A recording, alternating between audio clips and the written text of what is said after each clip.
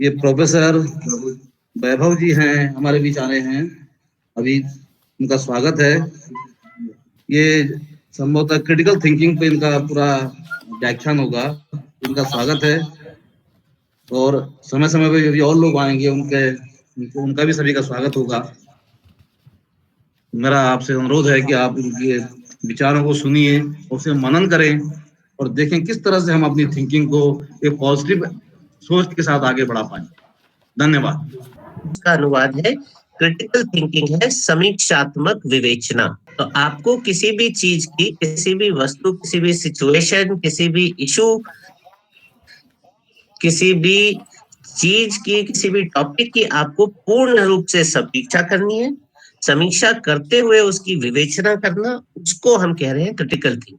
अब इसमें फर्क क्या पड़ता है? फर्क इसमें जो आपको सबसे ज्यादा पड़ेगा वो आपको ये पड़ेगा कि जब आप इसके बारे में आते हैं तो जब आप समीक्षा कई तरह से करेंगे तो आपको कई सारे पहलू सामने लाने पड़ेंगे। तो वो जो है आपको कई सारे पहलू सामने लाने पड़ेंगे। तो समीक्षा आपको पूर्ण रूप से करनी है किसी भी टॉपिक की, और कई सारे पहलू सामने लाने हैं। कई सारे पहलू सामने लाने में जो सबसे बड़ी चीज होती है वो ये होती है कि हमको अलग अलग पहलू एक दूसरे से अलग अलग डायरेक्शन में जा सकते हैं। जरूरी नहीं है कि वो एक दूसरे के साथ अग्रीमेंट में हो, वो एक ही दिशा में चले। तो अगर वो अलग अलग दिखाया जाए, और ये हम हमारे समाज में चारों तरफ सबसे ज्यादा इसकी आवश्यकता देखते हैं। हिंदुस्तान विरोधाभासों का देश है। हमारे पास जो डाइवर्सिटी है उसकी वजह से हम जो देखते हैं विचारों में बहुत मतभेद और विरोधाभास हमें देखने को मिलता है। और उन विचारों को एक साथ कैसे लाया जाए, ये हमारे सबसे बड़ी समस्या होती है। कोई भी लीडर है, मेरे पास 10 लोग आप देंगे, उनके विचारों में भिन्नता होगी और भिन्नता की वजह से मुझे उनको साथ लाने में दिक्कत होती है। Critical thinking is about in 10 लोगों के अलग अलग विचारों में उनमें भिन्नता कैसे है और क्यों है उसको समझूं, उनके आपस में कनेक्शन समझ के उनको किस तरह से मैं एक साथ लाऊं, उसमें सहायता करेगा। वहां पर ये जो है ये मेरे लिए फायदेमंद की चीज है। और इसमें जब मैं ये चीज कर रहा हूँ तो सबसे ज्यादा क्या होता है कि जब मैं 10 लोगों के विचारों के बारे में जानकारी लेता हूँ तो मैं विचारों से ज्यादा उन लोगों का आकलन करता हूँ। और मैं उन लोगों का आकलन विचारों से ज्यादा क्यों करता हूँ? क्योंकि मैं सत्य से ज्यादा जो मेरा विश्वास है मैं उसके ऊपर चल रहा होता हूँ।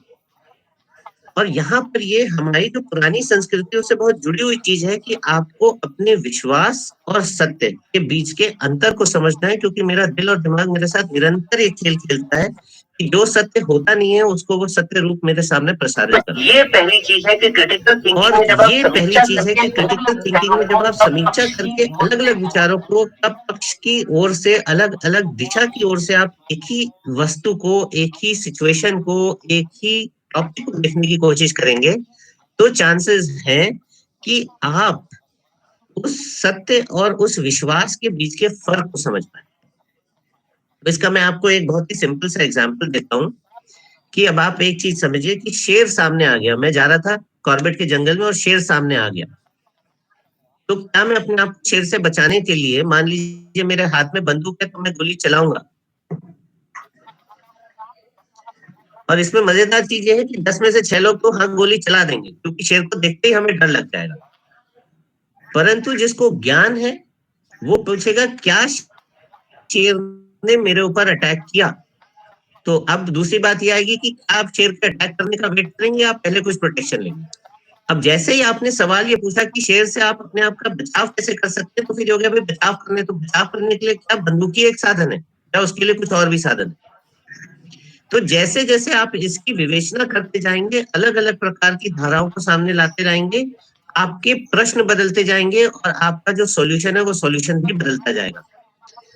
अंततः हो सकता है कि मैंने जिस चीज से शुरू किया था उस चीज की मुझे बिल्कुल आवश्यकता ही नहीं है, वो बंदूक की मुझे आवश्यकता ही नहीं है, आवश्यकता किसी और चीज की है, क्योंकि शेर से शायद बचाव करने के लिए मेरे पास तेज रोशनी का कोई साधन हो, शायद वो ज्यादा काम आएगा। उससे ना शेर को नुकसान होगा ना मुझको नुकसान होगा। तो ये क्रिटिकल थिंकिंग का एक बहुत सिंपल सा चीज है कि मेरा विश्वास है कि शेर आ रहा है, तो क्योंकि मेरे को बचपन से डराया गया है कि शेर बड़ा डरावनी चीज होती है, वो डर मेरे मन के अंदर बैठा दिया गया है। परंतु जो गांव वाले शेर के साथ रहते हैं आप उनसे बात करेंगे, और आप में से भी कई लोग ऐसी जगह में रहते हैं, क्योंकि हम उत्तराखंड से, शायद हम लोग शेर से उतना नहीं डरेंगे जितना कि शायद दिल्ली वाले या कहीं और के लोग डरेंगे। और ये अंतर है, ये अंतर है, क्योंकि ये चीज हमें समझना बहुत जरूरी है कि फिजिक्स में तो लॉ है कि सूर्य तो रोज पूरब से उगेगा, हमने ये मान लिया, तो सूर्य तो रोज पूरब से उगेगा, हमने ये मान लिया है। परंतु जब हम सामाजिक चीजों को और असलियत पे आते हैं तो ऐसा नहीं है। पुराने जमाने में पढ़ाया जाता था कि कितने प्लेनेट है, तो हमको पढ़ाया गया था कि भाई 9 प्लेनेट है। फिर उसके बाद जब मेरे बच्चों के पढ़ने की बारी आई तो मुझे समझ में आया कि प्लूटो तो प्लेनेट ही नहीं रहा है। तो प्लूटो प्लेनेट क्यों नहीं, ऐसा क्या था कि प्लूटो प्लेनेट नहीं है? और ये जो है, ये बहुत इंपॉर्टेंट चीज है समझना, क्योंकि साइंस को जो हम मानते थे कि वो एक चीज है और वो एक ही चीज है और उसमें एक ही सत्य है, उसके बारे में भी अगर आप देखेंगे तो बड़ी सारी चीजें। एल्बर्ट आइंस्टाइन ने एक एक्सपेरिमेंट किया, उस एक्सपेरिमेंट को उसने 1000 बारी रिपीट किया, 990 बारी एक रिजल्ट आया, 10 बारी एक रिजल्ट अलग आया। हम जिस तरह से अभी साइंस पढ़ाते हैं, हम 990 का रिजल्ट लेके हम बच्चे को पढ़ा देंगे। एल्बर्ट आइंस्टाइन ने वही 10 रिजल्ट जो नहीं आए उनके ऊपर शोध किया, और शोध करके उसने एक नई थ्योरी निकाली। ये है क्रिटिकल थिंकिंग, कि मैं जिस चीज को मैं तो मान रहा हूँ कि मेरा विश्वास ये है कि 1000 में से 999 बारी ये सही है, तो यार 10 बारी कुछ गलती हुई होगी, छोड़ो उसको, ऐसा ही होगा, ये मेरा विश्वास है। परंतु सत्य क्या था? सत्य था नहीं, 10 बारी गलती हुई ये नहीं मानिए, 10 बारी के ऊपर आप शोध करिए, क्या गलती करी उन्होंने, शोध किया, तो उसके बाद उनको पता लगा कि भाई ये छिद्रान्वेषण से उनको पता लगा कि नहीं, ये तो अलग भी एक थ्योरी है जो साथ साथ कार्य कर रही है। और इस तरह से ज्ञान का वर्धन हुआ, ज्ञान आगे बढ़ा। और यही चीज है जो हमारे शास्त्रार्थों में होता था, जिसको आगे बढ़ाया जाता था और लोग इसको लेकर आगे बढ़ते थे। क्रिटिकल थिंकिंग का शब्दानुवाद हमारे पास नहीं है, परंतु क्रिटिकल थिंकिंग की परंपरा रही है हमारे पास। और क्रिटिकल थिंकिंग में मुझे 2 काम मुख्य रूप से करने हैं। मुझे अपने आप को खोलना है कि हाँ, अपने दिमाग को खोलना है कि हाँ, मैं नई चीजों के बारे में जानकारी लूंगा। दूसरी जो बात है वो ये, मैं जिस चीज को जानता हूँ या मैं समझता हूँ, मैं जिस चीज को जानता हूँ उस चीज के बारे में मुझे कुछ नया सीखने को मिलेगा। मैं बचपन से जानता हूँ ये चीज है, ठीक है। अब बचपन से, जैसे आप लोग में से बहुत से बायोलॉजी के टीचर होंगे, बाकी टीचर होंगे, आप जब टेस्ट बर्ड्स के बारे में पढ़ाते हैं तो आपने बच्चों को पढ़ाया होगा कि हाँ भाई, अगर आप रोटी को 41 बार चबाओगे तो रोटी में से मीठा स्वाद आएगा, क्योंकि उसके अंदर शुगर होता है। जो ग्रेन है आपके व्हीट के अंदर जो है उसमें शुगर है, और शुगर जो है वो आपको मीठा स्वाद देगा। और इसी तरह ये होता है कि प्याज के अंदर भी मिठास होती है। तो ये जो गुण ज्ञान है, इस तरह की चीजें आप लेंगे, और इससे क्रिटिकल थिंकिंग ये आती है कि मैं किस किस चीज से मिठास ला सकता हूँ खाना बनाने में। खाना बनाना एक ऐसी कला है जिसमें आप देखेंगे तो क्रिटिकल थिंकिंग का बड़ा उपयोग होता है ना। और उसमें बड़ा सारा ज्ञान लगता है, कई तरह का ज्ञान लगता है। खाने का ज्ञान लगता है, अग्नि का ज्ञान लगता है, कुछ धीमे आंच पे देर तक पकता है, कुछ तेज आंच पे जल्दी पकता है, कुछ पानी में पकता है, कुछ तेल में पकता है, कुछ राई में छुपता है, कुछ जीरे में छुपता है। ये अलग अलग पर्सपेक्टिव है, अलग अलग चीजें हैं, और हमने समाहित करके एक ज्ञान बनाया है। ये चीजों को समाहित करने की जो शक्ति है, जो भारतीय संस्कृति में रही है, उसको हमें फिर से ढूंढना है। और इसके लिए हमें क्रिटिकल थिंकिंग की जरूरत है। और इसके लिए जो मुझे चीज चाहिए वो 3 चाहिए, जिनको मैं मॉडर्न दुनिया के शब्दों में कहूंगा तो नॉलेज, ज्ञान चाहिए, स्किल, और मुझे डिस्पोजिशन चाहिए। डिस्पोजिशन मतलब कि मुझे ओपननेस चाहिए, विलिंगनेस चाहिए कि हाँ, मैं जिस चीज को मुझे लगता है मैं जानता हूँ उसके बारे में कुछ नया सीखने की ललक हो मेरे अंदर। दूसरी चीज, जिस चीज को मैं नहीं जानता हूँ उसको मैं ये मानूं कि मैं उसको नहीं जानता हूँ और उसके बारे में जानने की कोशिश। बहुत सिंपल सा एग्जांपल लेता हूँ। जब मैं उत्तराखंड आया आज से 5 साल पहले, तो मुझे पता लगा कि यहाँ पे 2 हिस्से हैं, कुमाऊं और गढ़वाल है, और मैंने जानने की कोशिश करी कुमाऊं और गढ़वाल में अंतर क्या है। लोगों ने बताया भाई एक पूर्वी हिस्सा है, एक पश्चिमी हिस्सा है, और दोनों में लड़ाइयां निरंतर चलती रही है, तो बड़ी लंबी हिस्ट्री रही। परंतु मैं खुद नेचुरल रिसोर्सेज पर काम करता हूँ, तो मैंने काम करने की कोशिश करते देखने की कोशिश करी ऐसा क्या है इसके अंदर कि मतलब ये दोनों में इतनी भिन्नता है और इतने सालों की लड़ाइयां चली हैं। मैं राजस्थान से हूँ बेसिकली, और वहां पे जयपुर और उदयपुर के बीच में ऐसी लड़ाइयां जो है वो बहुत चली हैं। तो मुझे लगा कि नहीं, ये सिर्फ ज्योग्राफी का डिफरेंस नहीं है, इसमें कुछ और भी है। और ये जो है, ये चीज ढूंढने में जब मैंने क्रिटिकलिटी के अंदर घुसा और मैंने ढूंढने की कोशिश करी, तो मुझे एक बड़ी मजेदार चीज मिली कि गढ़वाल की सारी नदियां जो हैं वो बर्फ से पिघल के आती हैं, और कुमाऊं की जितनी भी नदियां, उनमें से कोई भी बर्फीली नदी नहीं, वो सब या तो नौले धारे से निकल रही है या बारिश के पानी की। तो मुझे एक नई चीज मिली है, और उसकी वजह से संस्कृति में अंतर काफी है। और उसके बाद फिर आप लेते तो इसके ऊपर आप पढ़त के ऊपर पढ़त लगाते जाएंगे, और फिर आपके पास जो है ना एकदम ज्ञान का भंडार आएगा। तो ये चीजें, जो क्रिटिकल थिंकिंग आपको जो चीज जिस तरह से थी उसी को नए रूप में देखने की क्षमता प्रदान करती है। और ये चीज जितना ज्यादा मैं खुद अपने आचरण में ला पाऊंगा, उतना ही मैं अपने आचरण में ला पाऊंगा, उतना ही मैं अपने बच्चों को सिखा पाऊंगा। और नॉलेज जो है, और नॉलेज में मुझे तर्क, हेलो, ये नॉलेज जो है, हेलो, ये मुझे नॉलेज जो है, ये मुझे तर्क वितर्क करने की शक्ति देता है, परंतु सिर्फ तर्क वितर्क नहीं, ये जानकारी भी हासिल करना चाहता हूँ, ये जानकारी भी हासिल करना चाहता हूँ कि क्या मैं सही दिशा में बढ़ रहा हूँ, ठीक है, और क्या मैं बढ़ पा रहा हूँ, इसकी भी वो चीज, और क्या मैं बढ़ पा रहा हूँ, इसकी भी वो चीज जो है खोज कराना। और स्किल्स जो है, जो मेरा तर्क, और स्किल्स जो है, जो मेरा जो मैं ले रहा हूँ, जो मैं लॉजिक ले रहा हूँ, जो मैं ले रहा हूँ, जो मैं लॉजिक ले रहा हूँ, मैं जिस तरह का सिस्टम ले रहा हूँ, मैं डिडक्टिव लॉजिक, 2+2=4 होता है, इसको क्रिटिकल थिंकिंग इसको इंडक्टिव तरीके से जो है, इसे जो है उत्तर में देख के मैं इसको दूसरी तरह से देखने की कोशिश करता हूँ, क्योंकि मैं देखने की कोशिश करता हूँ कि 2+2 हमेशा 4 का रिजल्ट देता है या नहीं।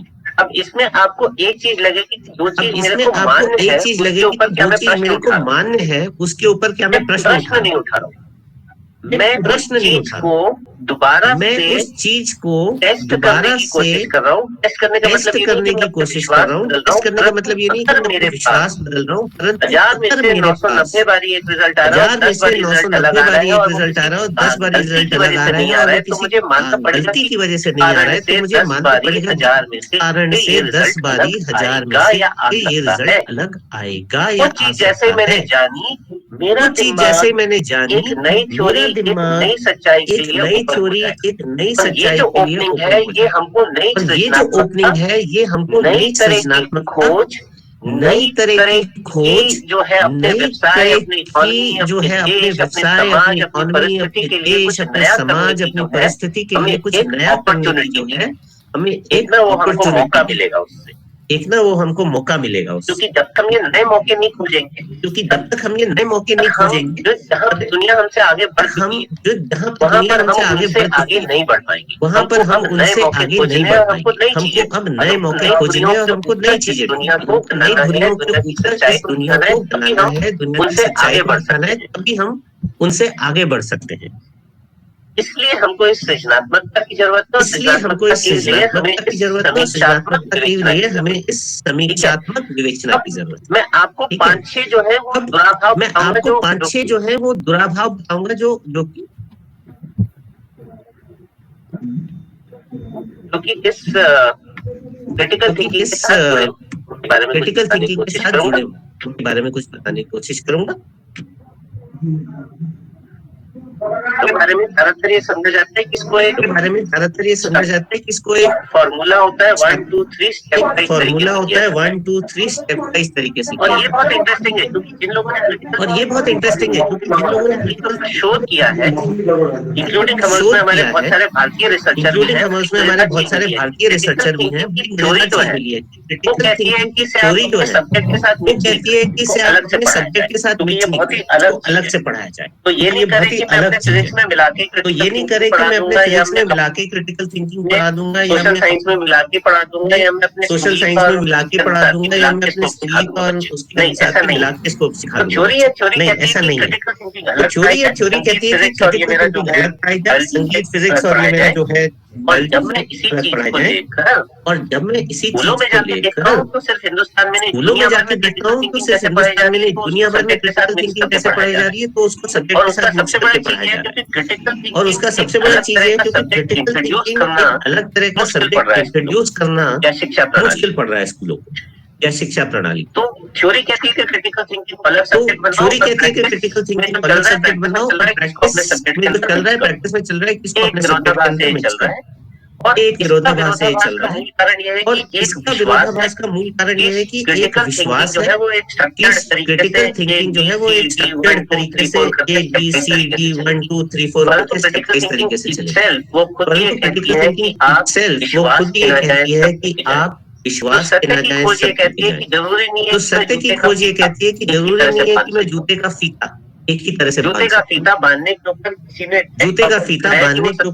ने टिकटॉक में दिखाया कि वो 27 तरीके से फीता बांध सकता है। 27 तरीके से अगर फीता बांध सकता है तो भाई 27 तरीके से अगर फीता बांध सकता है तो भाई ये चीज जो है बच्चा भी 27 तरीके से कर सकता है। जो बच्चा कर रहा होता है उसको बोलता है हटो, नहीं है एक ही तरीके से बांधना है उसको करना भी नहीं है, एक ही तरीके से बांधना है उसको करना है। मैनर का नहीं है, लॉजिक की जरूरत है, मैनर का नहीं है, लॉजिक की जरूरत है, परंतु लॉजिक को सब चाहिए।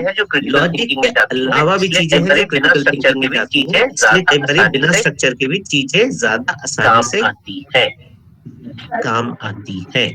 वो एक बहुत जरूरी चीज है जो मैं पहले भी थोड़ी बात कर चुका हूँ कि दुनिया में सिर्फ सत्य और असत्य नहीं है, दुनिया में सिर्फ सत्य और असत्य नहीं है, सत्य और असत्य के अलावा बहुत सारी चीजें हैं जिनको हम जबरदस्ती सत्य या असत्य में क्लासिफाई करते हैं। क्योंकि अगर आप बात करेंगे वो नहीं, क्योंकि अगर आप बात करेंगे मौसम ऐसा है, कोरोना की बात कर रहा हूँ, कोरोना बुरा है या अच्छा है? किसी के लिए अच्छा है, किसी के लिए बुरा है, किसी के लिए अच्छा है, किसी के लिए बुरा है। हर आदमी के लिए कुछ मायनों में अच्छा है, कुछ मायनों में बुरा है। हर आदमी के लिए कुछ मायनों में अच्छा है, कुछ मायनों में बुरा है। कोरोना ने हमें बहुत सिखाया है, हमें वापस अपने परिवार के पास ले गया, हमें वापस भारतीय संस्कृति की तरफ ले गया। सबने खाना पिया है, सबने खूब इम्यूनिटी की बात करी है, सबने खूब आयुर्वेद और होम्योपैथी सीखने की कोशिश करी है। परंतु अच्छाई भी है, बुराई भी है, सत्य भी है, अच्छाई भी है, बुराई भी है, सत्य भी है, असत्य भी है, उसी चीज में एक साथ समझना बहुत जरूरी है कि कोई ये चीज समझना बहुत जरूरी है कि कोई चीज अपने आप में सत्य या असत्य नहीं होती। और गीता में अगर जाएंगे तो आपको ये और गीता में अगर जाएंगे तो आपको ये बहुत अच्छी तरह से समझाया गया है, मतलब सत्य और असत्य जो है वो मतलब सत्य और असत्य जो है वो किस तरह से परिस्थिति के हिसाब से और लोगों के हिसाब से चीजें बदल सकती हैं, और लोगों के हिसाब से चीजें बदल सकती हैं। इंटरेस्टिंग चीज है क्योंकि ये आपको इंटरेस्टिंग चीज है क्योंकि मैं नहीं कह रहा हूँ कि आपको झूठ बोलना है, मैं नहीं कह रहा हूँ कि आपको झूठ बोलना है सिखा रहा है, आप झूठ सत्य करिए, परंतु ये आप ये बताइए कि किसी पर्टिकुलर चीज को कहाँ पे लोग सत्य मानेंगे और कहाँ पे असत्य मानेंगे, ये समझ आपको आ सकती है अगर आप क्रिटिकल थिंकिंग, क्योंकि लोग अपने हिसाब से उसको थोड़ा सा देख रहे हैं, क्योंकि लोग अपने हिसाब से उसको थोड़ा सा देख रहे हैं, जो अनुमान और परिस्थिति के हिसाब से उसका जो अनुमान है वो बदल रहा है। चीज है हमारे पास ऐसी चीज है, हमें लगता है हमारे पास ऐसा क्यों हमें लगता है कि हमारा विश्वास जो है तो वो होता है, और जब हम अपने विश्वास पे चलते हैं तो क्या होता है कि हमारी जो हमारे सामने डेटा आता है, जो परिस्थिति है, परंतु उसके बारे में जो हम धारणाएं, परंतु उसके बारे में जो हम धारणाएं बनाते हैं, उसके बारे में जो कंक्लूजन करते हैं, जो हम कंक्लूजन निकालते हैं, वो सत्य क्या होता है। ऐसा हमारे साथ बारे में बड़ी क्या होता है, तो इसके बारे में एक बड़ी फेमस कहानी है कि बकरी खड़ी थी और बकरी खड़ी थी और बकरी की तरफ जब शेर आया तो बकरी उसकी तरफ से दूर भागी, बकरी उसकी तरफ से दूर भागी, और जब बकरी दूर भागी तो बकरी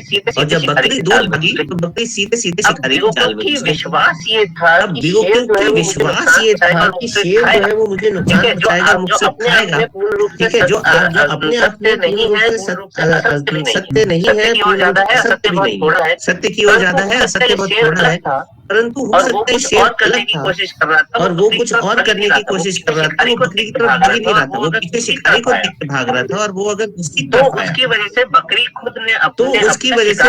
खुद ने अपने शिकार करवाया। जीवन में बहुत होता है और ये चीज होता है, जीवन में बहुत होता है, क्योंकि मेरे बॉस ने ये बात कही है इसलिए मैं इसका सपोर्ट करूंगा या मैं इसके अगेंस्ट में जाऊँ, परंतु ये मेरा विश्वास है, परंतु क्या वो मेरे हित में है या वो मेरे अगेंस्ट में है, मैं ये नहीं सोच। बॉस ने बोली है इसलिए मैंने क्या सोचा, बॉस ने बोली है इसलिए मैं इसको अब यूएस अमुक है, अब यूएस के स्टूडेंट के करूंगा नहीं, बात करिए इसलिए मैं इसको सपोर्ट करूंगा, इसके अगेंस्ट बात करिए इसलिए मैं इसको सपोर्ट करूंगा, इसके अगेंस्ट में रहूंगा नहीं कर पा रहा हूं, मैं उस चीज की विवेचना नहीं कर पा रहा हूं, तो जो मेरे सामने विश्वास से आई है वो तो जो मेरे सामने परिस्थिति आई है वो सत्य है, परंतु मैंने निकाला है विश्लेषण करके जो उसका नतीजा निकाला है वो असत्य होने के चांसेस बहुत हो सकते हैं मेरे पास। चीज जो है बहुत सारे टीचर्स को जो है इसके बारे में बहुत सारे टीचर्स को जो एक इसके बारे में दुराभाव है कि अगर मैं क्रिटिकल थिंकिंग पे मुझे जो जोड़ डालूंगा अपनी कक्षा में तो मुझे जो कंटेंट पढ़ाना है वो कंटेंट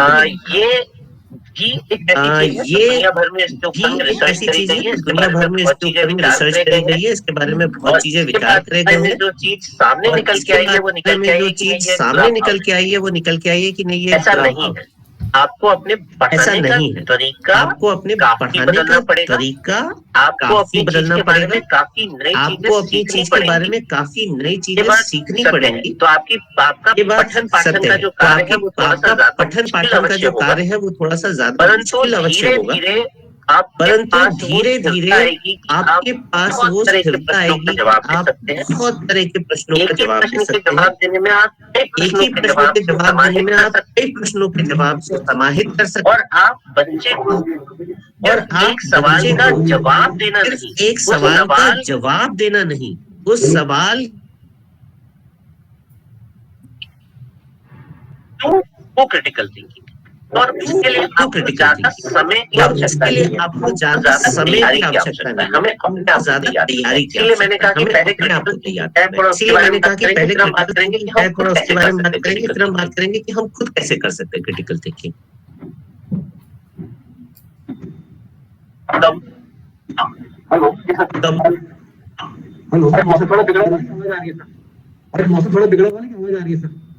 तो ये जो है मैं जो कह रहा था ये चीज है कि कंटेंट को मुझे कॉम्प्रोमाइज करना पड़ेगा, कंटेंट को मुझे कॉम्प्रोमाइज करना पड़ेगा, कंटेंट मुझे ज्यादा देना पड़ेगा, कंटेंट मुझे ज्यादा देना पड़ेगा के लिए ऐसा मुझे लगता है, करने के लिए ऐसा मुझे लगता है, उसको एक नए कंटेंट में देना है, उसको एक मुझे एक नए जो है कंटेक्स्ट में देना है, मुझे एक नए जो है कंटेक्स्ट, जो चीज मैं मान रहा हूँ, क्योंकि जो चीज मैं मान रहा हूँ अब बहुत सी उसके बारे में है, क्योंकि अब बहुत सी चीजें हैं जो फिजिकल साइंसेज में भी हम जिन चीजों को हम जैसा मानते थे वो वैसे ही, जिन चीजों को हम जैसा मानते थे वो वैसे ही, 9.82 ही क्या ग्रेविटी 9.82 ही है, हम बोलते हैं ग्रेविटी का वैल्यू है, हम बोलते हैं ग्रेविटी का वैल्यू है, क्या पाई की वैल्यू 3.14172895 है या उसकी वैल्यू कुछ अलग है, हम इन चीजों के ऊपर बहुत विवेचना कर रहे हैं, जो सबूत मिले हैं, जो नई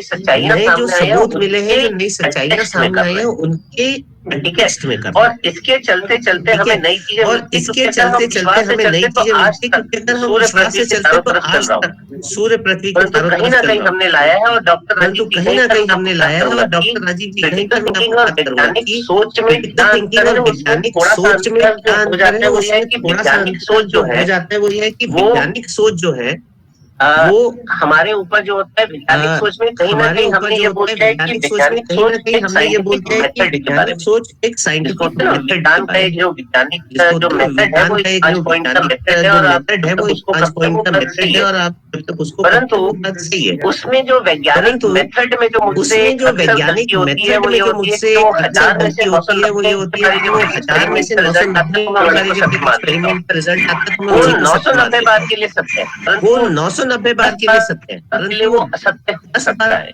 यहाँ पर वैज्ञानिक सोच को मैंने जिस तरह से समझना शुरू कर दिया उसकी वजह से थोड़ी सी कमजोरी समझना शुरू कर दिया, उसकी वजह से थोड़ी सी पर्यावरण और इसके बारे में जब हम पर्यावरण और इसके बारे में सस्टेनेबिलिटी, तो ये अंतर बहुत सामने आता है क्रिटिकल थिंकिंग, तो ये अंतर बहुत सामने आता है क्रिटिकल थिंकिंग का, इसके लिए कि क्या पेड़ लगाने से ही सस्टेनेबिलिटी होती है, पेड़ लगाने से ही सस्टेनेबिलिटी, बहुत लोग हाँ बोलेंगे, इसको बहुत लोग ना, इसको बहुत लोग हाँ बोलेंगे, इसको बहुत लोग ना बोलेंगे, क्योंकि हम जो डेटा देख रहे हैं वो डेटा अगर आप देखेंगे कोई सस्टेनेबिलिटी या पर्यावरण से रिलेटेड, जब आप 100 साल का डेटा पर्यावरण से रिलेटेड, जब आप 100 साल का डेटा, जब आप 1000 साल का डेटा देखेंगे, जब आप 1000 साल का डेटा देखेंगे, जब आप उसी को 10,000 साल का डेटा देखेंगे, जब आप उसी को 10,000 साल का डेटा देखेंगे, तो मिलियन ईयर्स पे या 1 करोड़ साल का डेटा अगर आप पे या 1 करोड़ साल का डेटा अगर आप लेंगे, बोरिंग करके जो हमने निकाला है, जियोलॉजिस्ट के हमारे लिए दिया गया है, निकाला है जियोलॉजिस्ट के हमारे लिए, जब आप वो डेटा को देखते हैं तो वो डेटा, जब आप वो डेटा को देखते तो वो डेटा, वही सबूत आपके बारे में साइंटिफिक मेथड की जो एक कमजोरी जो है, जो एक लिमिटेशन मुझे सस्टेनेबिलिटी पढ़ाते पढ़ाते सामने आई है, वो ये आई है कि साइंटिफिक मेथड इज अबाउट जो हमने 100 साल कोई ऑब्जर्व किया तो मेरी, अगर मैंने 100 साल कोई ऑब्जर्व किया तो मेरी साइंटिफिक थिंकिंग वो 100 साल तक सच्चाई हो सकता है इस प्लेनेट सच्चाई हो सकता है वो 1 करोड़ साल या इस पे जो हो सकता है वो 1 यहाँ करोड़ पर साल क्रिटिकल थिंकिंग में थोड़ा सा जो है वो क्रिटिकल थिंकिंग में थोड़ा सा जो है वो क्या वैज्ञानिक सोच की वो ये पूछता है कि क्या वैज्ञानिक सोच की अपनी कुछ कमजोरियां हैं, सीमिंग्स, कुछ क्या मैं उन सीमाओं के आगे बढ़ के क्या मैं उन सीमाओं के आगे बढ़ के भी सच्चाई की खोज कर सकता हूं। I hope doctor Rajiv Joshi मैंने आपके प्रश्न का जवाब दिया। राजीव जोशी मैंने आपके प्रश्न का जवाब दिया। और जो चीज फिर मैं वापस आता हूँ, जो दो दुराभाव जो है वो जो है आखिरी दुराभाव में फिर से रिपीट करूंगा उसको, आखिरी दुराभाव में फिर से रिसर्च और प्रैक्टिस जो है क्रिटिकल रिसर्च और प्रैक्टिस जो है क्रिटिकल थिंकिंग के उसमें बहुत अंतर जो हमें देखने को मिल रहा है वो हमें ये देखने को मिल रहा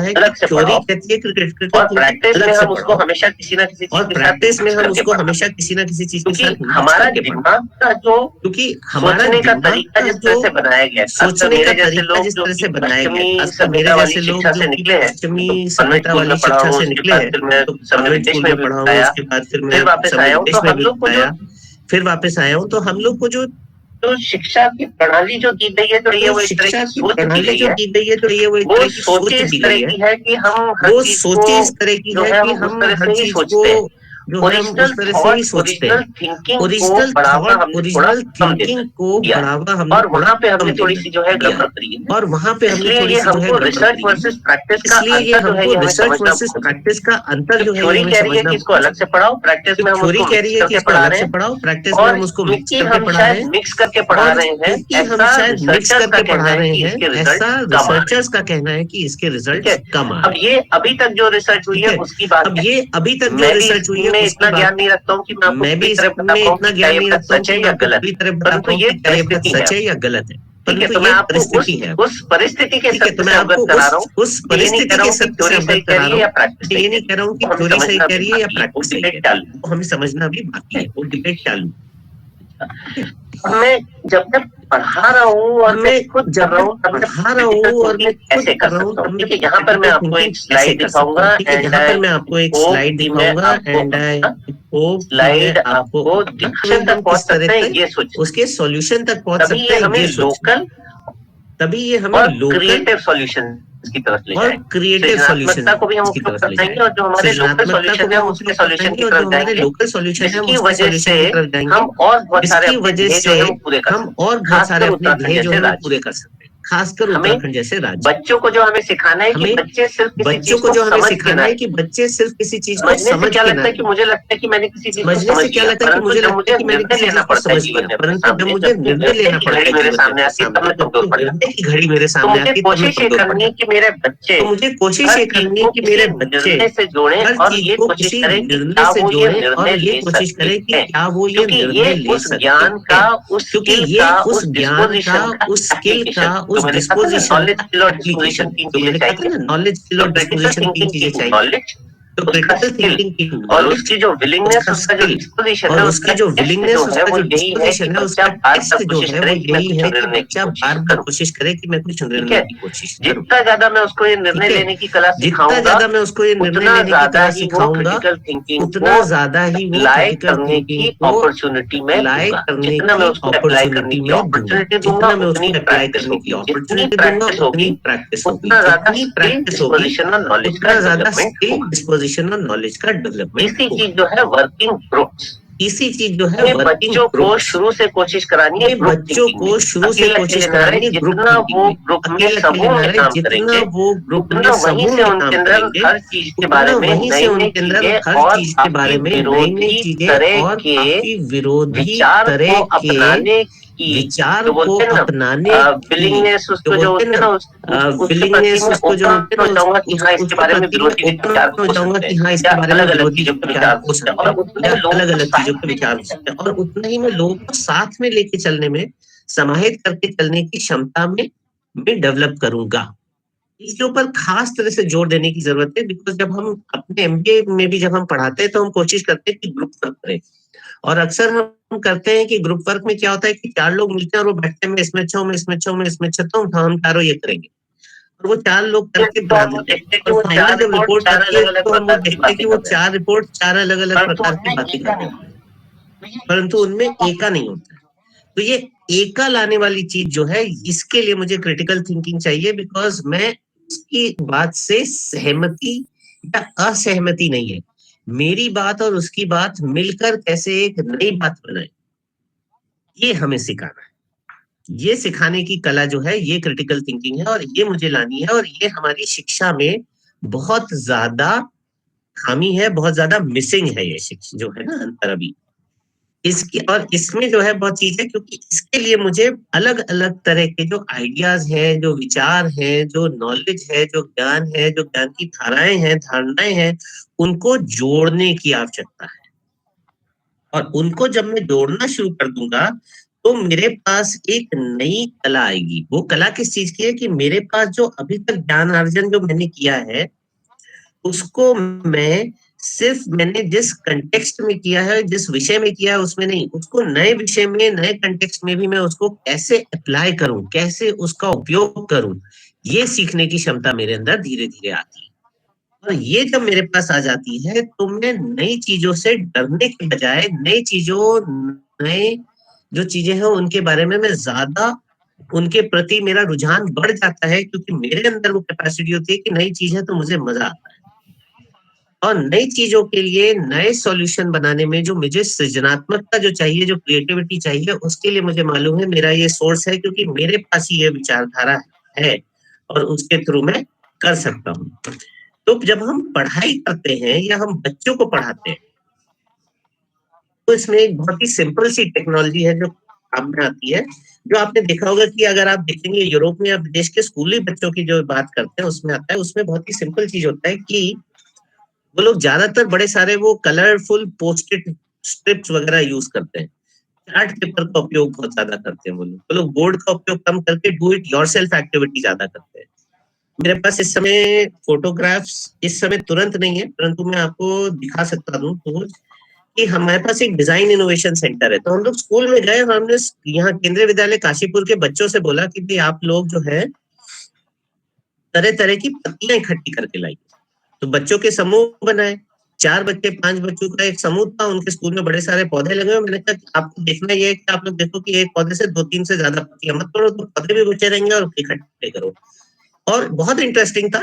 13-14 समूह जो बच्चे थे, 70 के करीब बच्चे थे, उन्होंने इस तरह से पत्तियां, अलग अलग तरह की पत्तियों को डिफाइन ही अलग तरह से किया।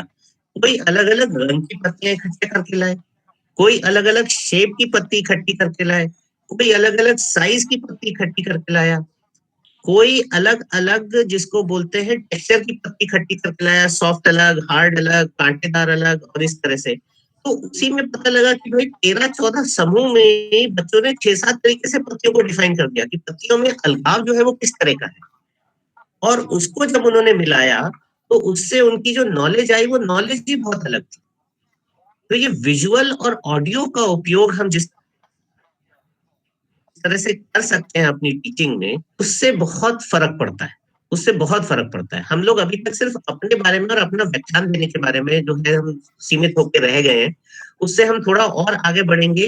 और ये चीज में कोरोना ने हमें बहुत सिखाया है। आजकल हमें मालूम है कि बच्चों को जब भी कुछ होता है हम बोलते हैं यूट्यूब पे चले जाओ। जैसे ये भी आज यूट्यूब के चैनल पे आप लोग प्रसारित कर रहे हैं। ये बहुत ही अच्छी चीजें हैं, नई चीजें, और हमें इनके बारे में मतलब जो है लगातार सीखना पड़ेगा और करना पड़ेगा, तभी ये हो सकता है। तो और एक बहुत पुरानी जो है टेक्निक है, वो है ब्रेनस्टॉर्मिंग की।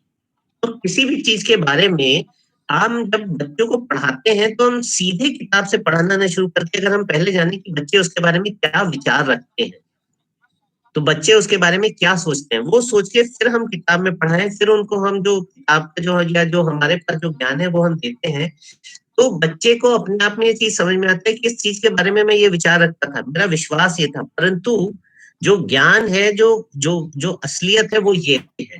तो आपका दिमाग खुलना शुरू हो जाता है बच्चे का कि अच्छा, मेरा विश्वास हमेशा सच नहीं होता, जो असलियत होती है वो अलग होती है। और एज अ टीचर कई बारी मुझे भी लगता है कि हाँ इन बच्चों को मैं बहुत ही बेसिक लेवल से पढ़ा रहा हूँ, बट इनके लिए बहुत कुछ आता है, तो मैं इनके लिए बहुत ऊपर के लेवल से शुरू होकर कई ऊपर के लेवल पे खत्म कर सकता हूँ। तो हर एक बैच में मैं सेम चीज को अलग तरीके से पढ़ाऊंगा। तो एज अ टीचर मुझे जो बोरियत होती है कि चीज को बार बार पढ़ाने में, वो बोरियत नहीं होती, क्योंकि मैं उसको एंजॉय करता हूँ। मेरे लिए हर बारी वो एक नया एक्सपीरियंस होता है। और मेरी लर्निंग जो है वो टीचर सेंटर्ड लर्निंग की जगह यूजर सेंटर्ड लर्निंग हो जाती है।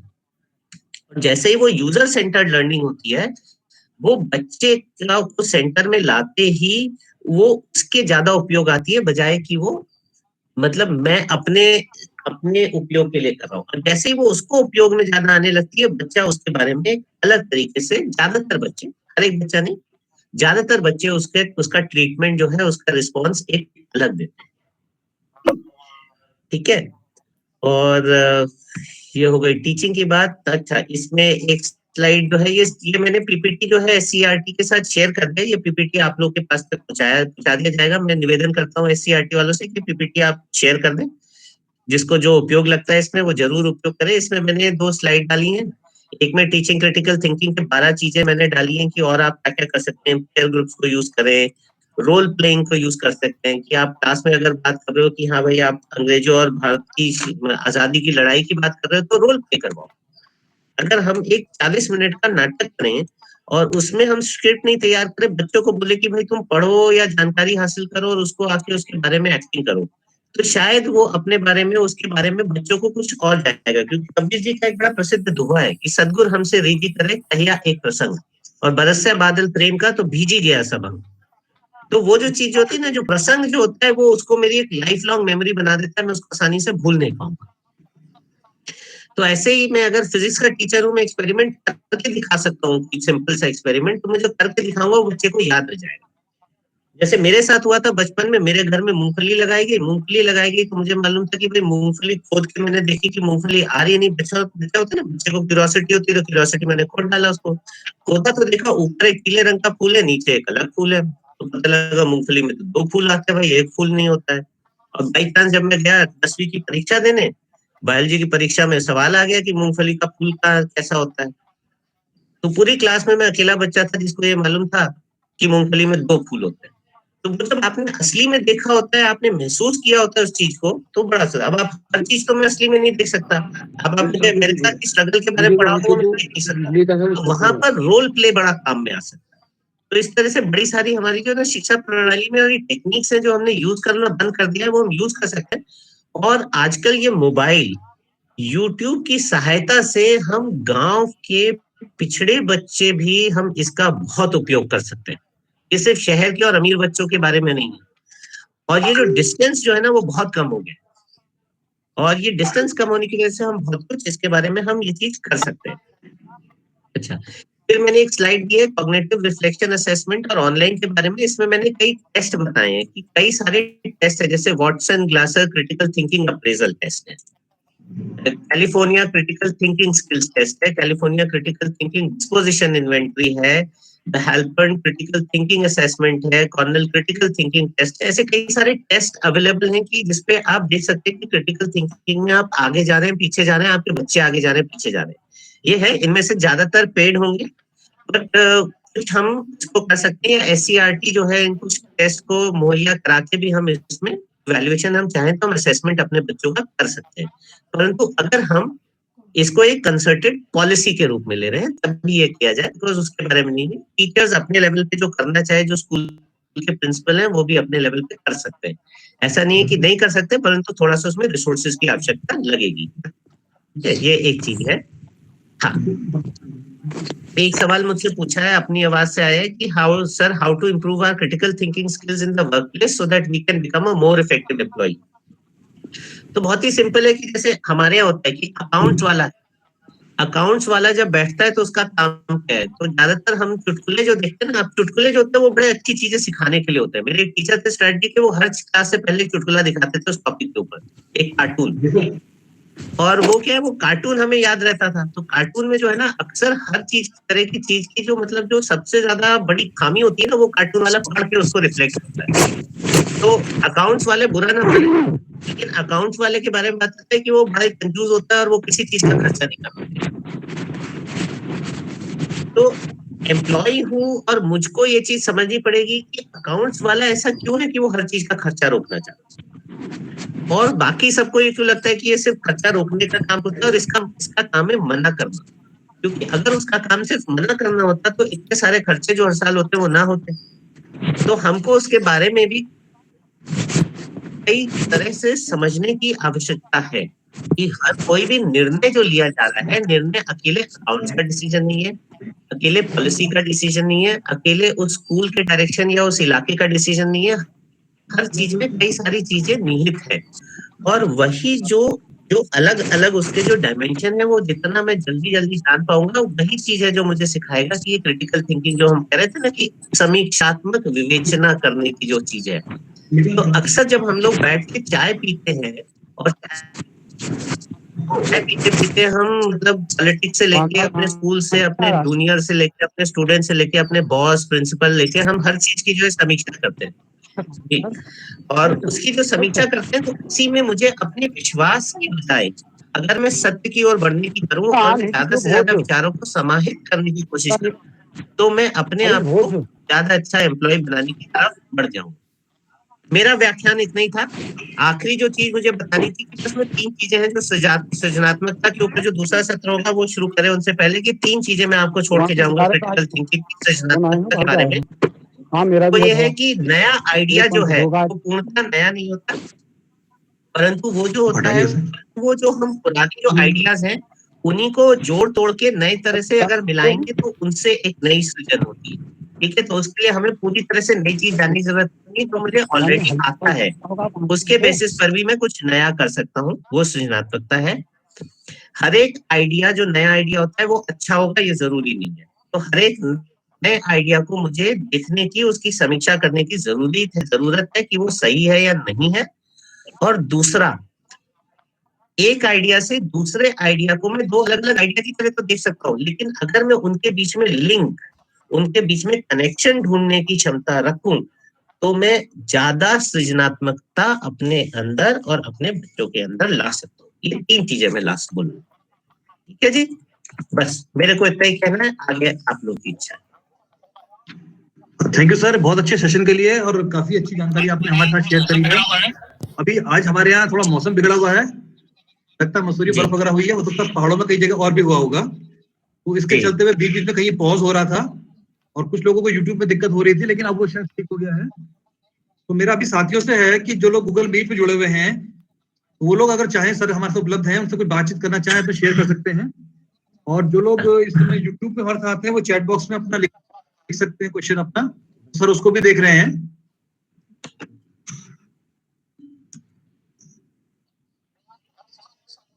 तो ये हरिचंद्र शर्मा जी ने पूछा है, is it possible to measure critical thinking? तो हाँ, तो आपको मैंने जो स्लाइड्स आपके पास जब आएंगी तो उसमें मैंने जो टेस्ट बताया आपको, critical thinking appraisal, critical thinking skills test, critical thinking disposition test, critical thinking assessment test, इनके बारे में है। और इनके बारे में देखिए, हर एक मेजरमेंट का क्या होता है कि मैं आदमी की लंबाई भी नाप सकता हूँ, उसकी मोटाई भी नाप सकता हूँ, है ना, उसके बारे में मैं कई चीजें नाप सकता हूँ। तो मैं क्या नापना चाहता हूँ उसके हिसाब से मुझे सही स्केल चूज करनी पड़ेगी।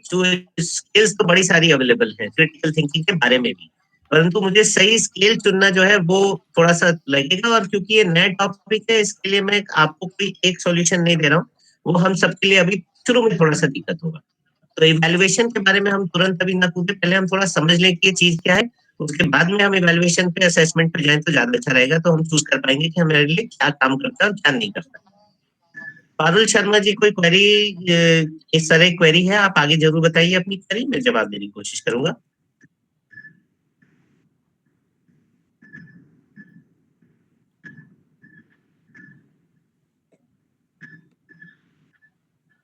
एक सामान्य सी क्वेरी हमारे बीच निकल के आ रही है। सर, एक सामान्य सी क्वेरी हमारे बीच निकल के आ रही है, जैसे कि हमें आज तक ये जानकारी थी कि क्रिटिकल थिंकिंग का मतलब हम ये समझ रहे थे कि एक ये प्रॉब्लम सॉल्विंग स्किल भी होती है ना, तो इसको हम अपने डे टू डे लाइफ में या फिर कहें कि बच्चों का इंटरेक्शन में या अपने प्रोग्राम्स में हम इसको कैसे, कहाँ, कितने लेवल पे इनकॉर्पोरेट कर सकते हैं? देखिए, चीज वही है, देखिए जो होगा ना, जो मैं कह रहा हूँ कि रिसर्च कहती है कि इसको अलग से पढ़ाना चाहिए, और प्रैक्टिस में हर चीज में हम बोल रहे हैं हम इसको इंटीग्रेट कर रहे हैं, और ये डिबेट बहुत बड़ी डिबेट चालू है, ठीक है। फिर उसके अलावा जो भी कुछ है, हम अगर किसी भी चीज को एक तरह से ना देख के उसको अलग अलग पहलू से देखने की क्षमता डालें हर प्रोग्राम में, ठीक है, तो वो चीज है। जैसे हम लोगों ने कोशिश करी है कि आप एमबीए में कुछ भी कर रहे तो आप सिर्फ प्रॉफिट नहीं देखोगे कंपनी का, आप उसमें सस्टेनेबिलिटी का एंगल भी लगाओ। ये आजकल बहुत ज्यादा चला हुआ है बिजनेस में भी, ठीक है। तो आप उसमें सस्टेनेबिलिटी भी ला रहे हो, वो ला रहे हो। अब सस्टेनेबिलिटी में भी हमने 3 डिवीजन बना दिए, पीपल, प्लैनेट और प्रॉफिट। एनवायरमेंट, इकोनॉमी और आपका जो है पीपल एंगल, 3 एंगल आप उसमें लगाने हैं। तो हर एक कंपनी का हर एक डिसीजन जो है वो मैं 4 एंगल से देखता हूँ, पीपल से, प्लैनेट से, प्रॉफिट से, ठीक है। उस तरह से देख के मैं जितनी चीजों में जितनी समीक्षा कर पाऊंगा, जितने अलग अलग विचारों की समीक्षा कर पाऊंगा, अलग अलग पहलू से किसी चीज को देख पाऊंगा, उतना ही मेरे लिए ज्यादा अच्छा होगा। ठीक है सर। अच्छा, किसी अभी हमारे पास 2 मिनट और हैं। जी जी जी please। हमारे देश में रटने की प्रणाली व अंक लाने का बहुत महत्व है। क्रिटिकल थिंकिंग तक हम शिक्षा को कैसे ले जा सकते हैं, बागेश्वर से पूछा गया। देखिए, रटना ऐसा नहीं है कि वो बुरा है, रटना अच्छा है, परंतु रटने के आगे भी बहुत कुछ होना चाहिए। हम वहां पे रटने के आगे हमने करना छोड़ दिया कि हमने रटने पे ही हो गया, पूरा कंप्लीट हो गया, वो हमसे गलती हुई है। तो रटने में मैं बोलूंगा कि पूरी बुराई नहीं है, परंतु रटने के आगे जो हमने रटा है उसके बारे में विवेचना करना और उस विवेचना की समीक्षा करना, ये होगा, तब मेरा स्किल पूरा होगा। तो रटिए, विवेचना करिए और समीक्षा करिए, और समीक्षा विवेचना तब जाके आप जब बार बार करते रहेंगे तो वो समीक्षात्मक विवेचना होगी। तो वो चीज होगा। तो मैं नहीं बोल रहा हूँ कि रटना, देखिए हाँ, मतलब कुछ महीनों में रटना खराब है, कुछ महीनों में रटना अच्छा भी है, अलग अलग चीजें हैं। बट उसके आगे रटना, विवेचना और समीक्षा, तीनों जब मिलेंगे तब हमारे पास पूरी शिक्षा प्रणाली हमारी अच्छी हो पाएगी। और ये हम टीचर के लेवल पे भी कर सकते हैं, प्रिंसिपल और स्कूल लेवल पे भी कर सकते हैं, और ये हम SCERT के लेवल पे भी कर सकते हैं। जी। राजीव जी ने एक प्रश्न भेजा है, डॉक्टर राजीव जोशी ने। मुझे लगता है कि क्रिटिकल थिंकिंग को सैद्धांतिक रूप से समझने के लिए हमें एक विषय के रूप में बीएड या डीएलईडी पाठ्यक्रम में सम्मिलित किया जाना चाहिए, जिसका उपयोग अध्यापक बनने के बाद भी अपना शिक्षण में। एक्चुअली राजीव जी, हमारे पास जो फिलॉसफी वाले लोग होंगे ना, आप देखेंगे तो हम लोग जब अपनी रिसर्च मेथोडोलॉजी पढ़ाते हैं या फिलॉसफी ऑफ मैनेजमेंट पढ़ाते हैं, तो हम कहते हैं कि उसमें 4 उसके पिलर होते हैं। तो एथिक्स एक पिलर है, ऑन्टोलॉजी उसका एक पिलर होता है, एपिस्टेमोलॉजी इसका एक पिलर होता है, और लॉजिक उसका एक पिलर होता है। इन 4 के ऊपर बेस्ड होता है। जब हम आते हैं तो जब हम एपिस्टेमोलॉजी और ऑन्टोलॉजी की बात है कि सत्य क्या है और सत्य तक पहुंचा कैसे जा सकता है। तो सत्य क्या है, अपने आप में कई प्रकार का सत्य हो सकता है, ठीक है, जो अलग अलग आदमी के लिए अलग अलग हो जाता है। तो वहां पे जब मैं लाता हूँ और मैं इंडक्टिव लॉजिक आता हूँ, उसी स्टेज पे आता हूँ, तो आपके फिलॉसफी वाले जो जो आपके जो हमारे जो लोग हैं, वो हमारी बहुत सहायता कर सकते हैं कि इसके बारे में कैसा हो। तो फिलॉसफी का इनपुट भी, अगर हमें अच्छा इनपुट दिया जाए फिलॉसफी का, तो भी हम इसको कर सकते हैं। परंतु हाँ, रिसर्च थ्योरी की जो क्रिटिकल थिंकिंग की है, वो ये कहती है कि इसको अलग सब्जेक्ट के रूप में कहीं ना कहीं ट्रेनिंग में इंक्लूड किया जाए, तो इसका उपयोग ज्यादा होगा, फायदा ज्यादा मिलेगा। जी सर, कोई और मैसेज आपके पास? नहीं, मेरे पास तो अब नहीं। इस बीच हमारे साथ हैं डॉक्टर फैजुल सर। आप एनसीईआरटी CIET से हैं और आप बात करेंगे आज 21st सेंचुरी स्किल्स में क्रिएटिविटी को लेकर के।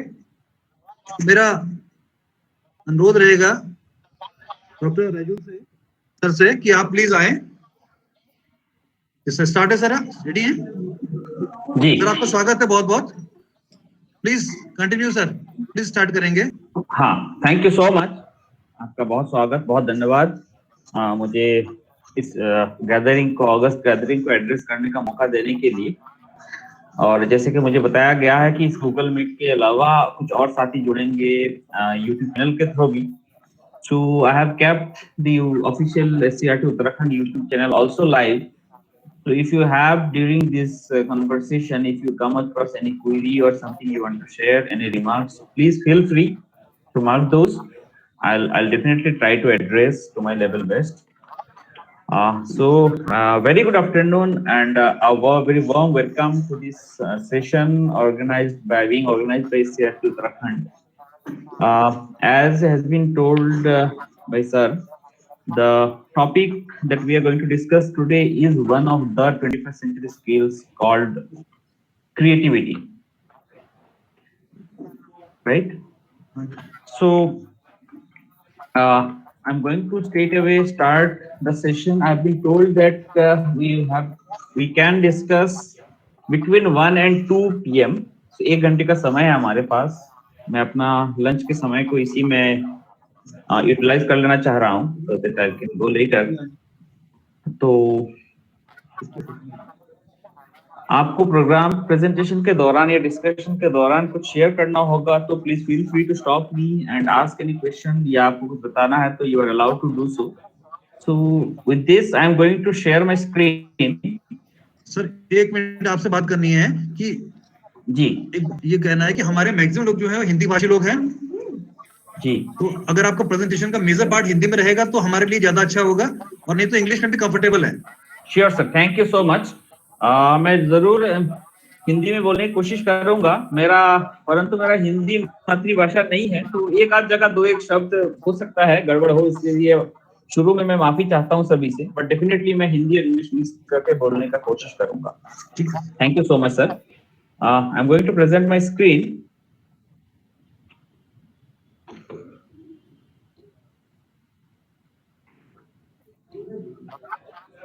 ओके, आई होप मेरा स्क्रीन देख पा रहे हैं आप लोग. यस सर, क्लियर है. Okay, thank you so much. Okay, so जैसे मैंने बताया था कि हमारा आज का डिस्कशन का टॉपिक है क्रिएटिविटी, और जिसको 21st सेंचुरी स्किल में से one of the important skill माना जा रहा है. और ये मेरा परिचय है, मैं डॉक्टर रजाउल कदीम बलविया, मैं central institute of educational technology, जिसको आप लोग CIT के जानते हैं. CIT NCERT का ही एक अंग है, और ये NCERT कैंपस के अंदर ही स्थित है न्यू दिल्ली में. मैं यहीं कार्यरत हूँ. तो मैं एक बहुत पुराना प्रोवर्ब से शुरू करना चाहता हूँ कि if you are planning ahead for 1 year, you plant a seed. और अगर आप 10 साल की तैयारी कर रहे हैं तो यू प्लांट अ ट्री. और अगर 100 साल की तैयारी करना चाह रहे हैं आप तो यू एजुकेट द पीपल. तो ये जेंटलमैन चाइनीज पोएट है, इन्होंने 500 BC में कहा था ये बात, जो आज भी लागू है. तो मतलब यही है कि आपको अगर लॉन्ग टर्म सोच के चलना है आपके देश का, आपकी सोसाइटी का, आपकी कंट्री का, तो आपको आपके उस देश के लोगों को, आपके मदरलैंड के लोगों को एजुकेट करने के अलावा और कोई ऑप्शन नहीं है, और कोई बेस्ट ऑप्शन विकल्प नहीं है. आप उनको स्किल्ड करें ना करें ठीक है, बट उनको पहले एजुकेटेड बनाइए. This is the crux of this message. और 21st सेंचुरी स्किल्स में आने से पहले मैं 21st सेंचुरी के चैलेंजेस क्या क्या है वो थोड़ा सा हाईलाइट करना चाहता हूँ. I am sure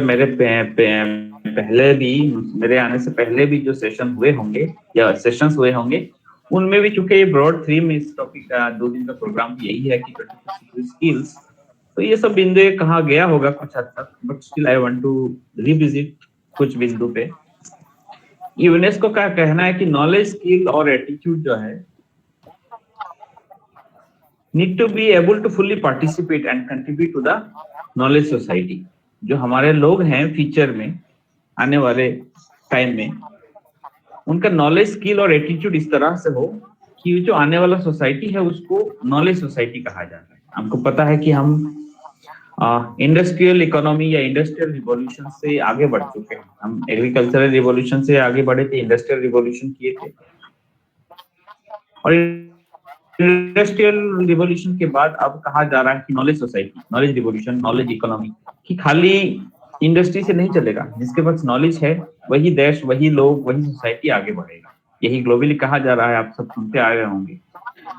but challenge ये है कि हम अभी जिनको तैयार कर रहे हैं, अभी जिन स्टूडेंट्स को, जिन बच्चों को हम लोग तैयार कर रहे हैं, चाहे स्कूल के माध्यम से हो, चाहे इंजीनियरिंग कॉलेज के माध्यम से हो, चाहे मेडिकल फील्ड में हो, चाहे लॉ के फील्ड में हो, स्कूल एजुकेशन में हो, हायर एजुकेशन में हो, या टेक्निकल एजुकेशन में हो, हम जिन बच्चों को तैयार कर रहे हैं उनके सामने 5 साल, 10 साल या 20 साल के बाद किस तरह का जॉब रहेगा या किस तरह का टेक्नोलॉजी का माहौल रहेगा, वो बड़ा मुश्किल है आकलन करना या अंदाजा लगाना. वजह यह है कि आप सब जानते हैं कि किस तरीके से कितना फास्ट टेक्नोलॉजी चेंज हो रहा है, इवॉल्व हो रहा है, नए नए टेक्नोलॉजी इजाद हो रहा है. और टेक्नोलॉजी किस तरीके से हमारे सोसाइटी को इम्पैक्ट कर रहा है, हमारे नेचर ऑफ जॉब को इम्पैक्ट कर रहा है, हमारे इंडस्ट्री को इम्पैक्ट कर रहा है, हमारे अर्निंग, लिविंग, हमारे खाने पीने का तौर तरीका, खाना मंगवा के खाने से लेके, शॉपिंग से लेके, टिकट से लेके, ट्रेवल से लेके, हर चीज को कैसे इम्पैक्ट कर रहा है, राइट? हमारे डॉक्टर की विजिट से लेके हर चीज को कैसे इम्पैक्ट कर रहा है टेक्नोलॉजी। तो वो इतना फास्ट टेक्नोलॉजी चेंज हो रहा है कि आने वाले समय में किस तरह का टेक्नोलॉजी में बदलाव होगा और उसके वजह से किस तरह का नेचर ऑफ जॉब या करियर किस तरह रहेगा, वो मुश्किल है आकलन कर पाना। तो ऐसे स्थिति में हम अपने बच्चों को कैसे तैयार करें, क्या बताएं कि वो फ्यूचर रेडी है, राइट? ये तो एक बिंदु है। दूसरा है कि to solve problems that we don't know even now what type of problems they are. आगे आने वाले दिनों में हमारे सामने किस तरह का प्रॉब्लम आएगा। अब क्लाइमेट चेंज का ही बात ले लीजिए या पोल्यूशन का ही बात ले लीजिए। जो क्लाइमेट साइंटिस्ट हैं या पोल्यूशन के एनवायरनमेंट एक्टिविस्ट है या वर्कर्स है, वो हमें समय समय से सालों से वार्न करते आ रहे हैं कि किस तरीके का डेंजर लेवल पे है बिकॉज हमारा क्लाइमेट का स्थिति या पोल्यूशन का स्थिति। तो अगर हम समय रहते एक्शन नहीं ले पा रहे हैं, कई लोग ये भी मानते हैं कि हम लोग ऑलरेडी बिहाइंड द शेड्यूल आ गए हैं, इतना क्षति हो चुका है कि वो इरिवर्सिबल डैमेज हो चुका है। तो उसके वजह से क्या क्या चैलेंजेस आएगा, हमारे अगर ग्लेशियर्स पिघलने लगेंगे और हमारा सी लेवल राइज करेगा, उससे क्या क्या चैलेंजेस आ सकता है हमारे सामने। उस वजह से अगर हर आदमी के पास काम करने का नहीं रहेगा, जो वर्कफोर्स अभी सुबह से शाम इंडस्ट्री में या कहीं ऑफिस में काम कर रहा है, वो अगर फ्री हो जाएगा तो क्या वो स्मार्टफोन में दिन भर एडिक्ट हो जाएगा? क्या उसके वजह से हमारी सोसाइटी में सोसाइटल प्रॉब्लम्स और दिक्कतें आ सकती है, राइट? हमारा जिस तरह का लाइफ हो रहा है कि हम वर्कआउट फिजिकल एक्टिविटीज कम करते जा रहे हैं, हमारा बैठ के आराम वाली नौकरी ज्यादा हो रही है और हमारा खाने पीने का nature of food, amount of food intake because of economic prosperity of the whole society, prosperity बढ़ता जा रहा है। उससे आप देखिए ओबेसिटी बढ़ रहा है, डायबिटिक लोग हो रहे हैं, हार्ट के डिसीज हो रहे हैं और तमाम तरीके का। तो क्या 10 साल 20 साल बाद किस तरह का as a society health challenges आ सकता है हमारे पास। आई एम सॉरी, मुझे 1 मिनट के लिए कॉल लेना पड़ रहा है, जस्ट अ मिनट।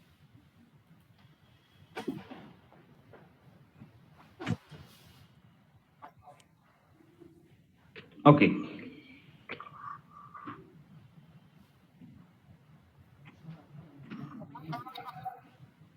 सो मैं ये कह रहा था कि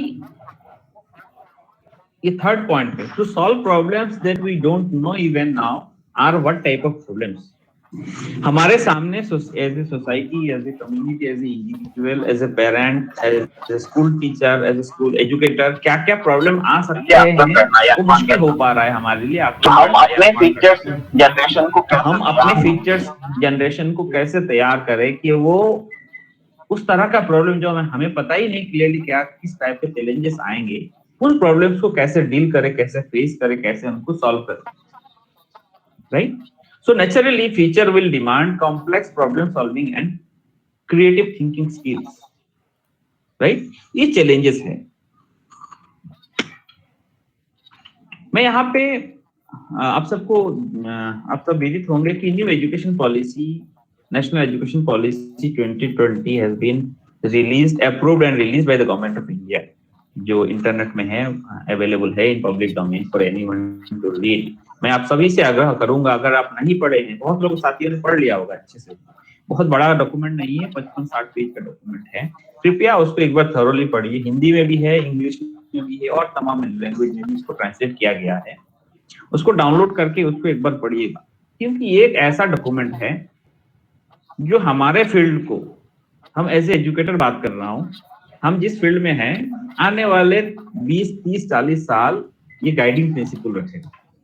क्योंकि लास्ट नेशनल एजुकेशन पॉलिसी आया था 1986 में, तो कहा जा रहा है कि 32 साल बाद ये नया दूसरा पॉलिसी आया और ये पॉलिसी ब्रॉडर, सबसे हमारे एजुकेशन का ये बाइबल है, ये जो भी धर्म ग्रंथ कह लीजिए, ये हमारा रूपरेखा तय करेगा आने वाले 25-30 या जब तक नया पॉलिसी ना आए कि हमारे देश का शिक्षा व्यवस्था कैसे चलेगा। फॉर एग्जाम्पल, मैं बहुत उसके डिटेल में नहीं जाना चाहता, आप सब विदित होंगे कि इसमें 10+2 से बदल के नया प्रपोज किया गया है कि 5+3+3+4, राइट। तो इस 14 इयर्स का कहा गया है, जिसमें कि 3 इयर्स के एज में बच्चा स्कूल एजुकेशन सिस्टम में आ जाए, जिसको हम प्री स्कूल कह रहे हैं, और उससे लेके अब सेकेंडरी और हायर सेकेंडरी को मार्च करने की बात हो रही है कि 4 साल का एक सेमेस्टर बेस्ड इंटीग्रेटेड सेकेंडरी कहा जाए उसको। तो इस तरह का एक मुख्य एग्जांपल मैंने दिया कि कैसे ये पॉलिसी ब्रॉड लेवल चेंजेस को रिकमेंड करता है, सजेस्ट करता है। तो ये हमारा रूपरेखा होगा हमारे एजुकेशन सिस्टम का, पूरे देश का, आने वाले एटलीस्ट 2-3 डिकेड्स में ही चलेगा। तो ये हमारे लिए जानना, समझना, इसको एक बार, 2 बार, मल्टीपल टाइम्स थरोली पढ़ना बहुत जरूरी है। इसमें से कुछ चीजें मैंने यहाँ पे कॉपी पेस्ट किया है, मैं तो लाइन बाय लाइन पढ़ने नहीं जाऊंगा, मैं ये पीपीटी शेयर कर दूंगा, अगर आपको इच्छा होगा तो आप पढ़ सकते हैं। कुछ 1-2 शब्द मैंने हाईलाइट किया है बोल्ड में, उनको मैं थोड़ा सा टच अप करना चाहता हूँ। तो मैंने ऑलरेडी कहा कि इस चूंकि इतना ज्यादा बदलाव आ रहा है, मैं जो कुछ एग्जाम्पल बदलाव का दिया वो कंप्यूटर के फील्ड में बदलाव कहा कि कंप्यूटर के वजह से हमारा डेली का लाइफ स्ट्रक्चर कितना चेंज हो रहा है, या किस तरीके से हर एनवायरनमेंट कंप्यूटराइज्ड हो जा रहा है, ये एक हुआ। दूसरा है कि एडवांसमेंट इन बायोटेक्नोलॉजी, किस तरीके से बायोटेक्नोलॉजी में बदलाव की वजह से हमारे एज ए ह्यूमन बीइंग कैसे बदलाव आ रहा है, कैसे चैलेंजेस आ रहा है कि कैसे हमारे एजिंग को कंट्रोल किया जाने की बात हो रहा है। तो एक कंट्री दूसरे कंट्री को वार करना है तो साइबर वॉरफेयर काफी है, ऐसा एक्सपर्ट्स मान रहे हैं कि आज के डेट में आपको फिजिकल वार की तो जरूरत नहीं है फेस टू फेस, या न्यूक्लियर वेपन की भी इस्तेमाल की जरूरत नहीं है। आप साइबर वर्ल्ड में किसी को काबू कर लीजिए, किसी को नुकसान पहुंचाना है या गलत कुछ करना है एक देश दूसरे देश से, या टेररिस्ट ऑर्गेनाइजेशन हो, या इस तरीके से जो भी गलत कार्य करने वाले लोग हो, तो वो कंट्रोल कर सकते हैं। इस तरह का चैलेंजेस हमारे पास है, जिससे समाज कंटिन्यू बदल रहा है।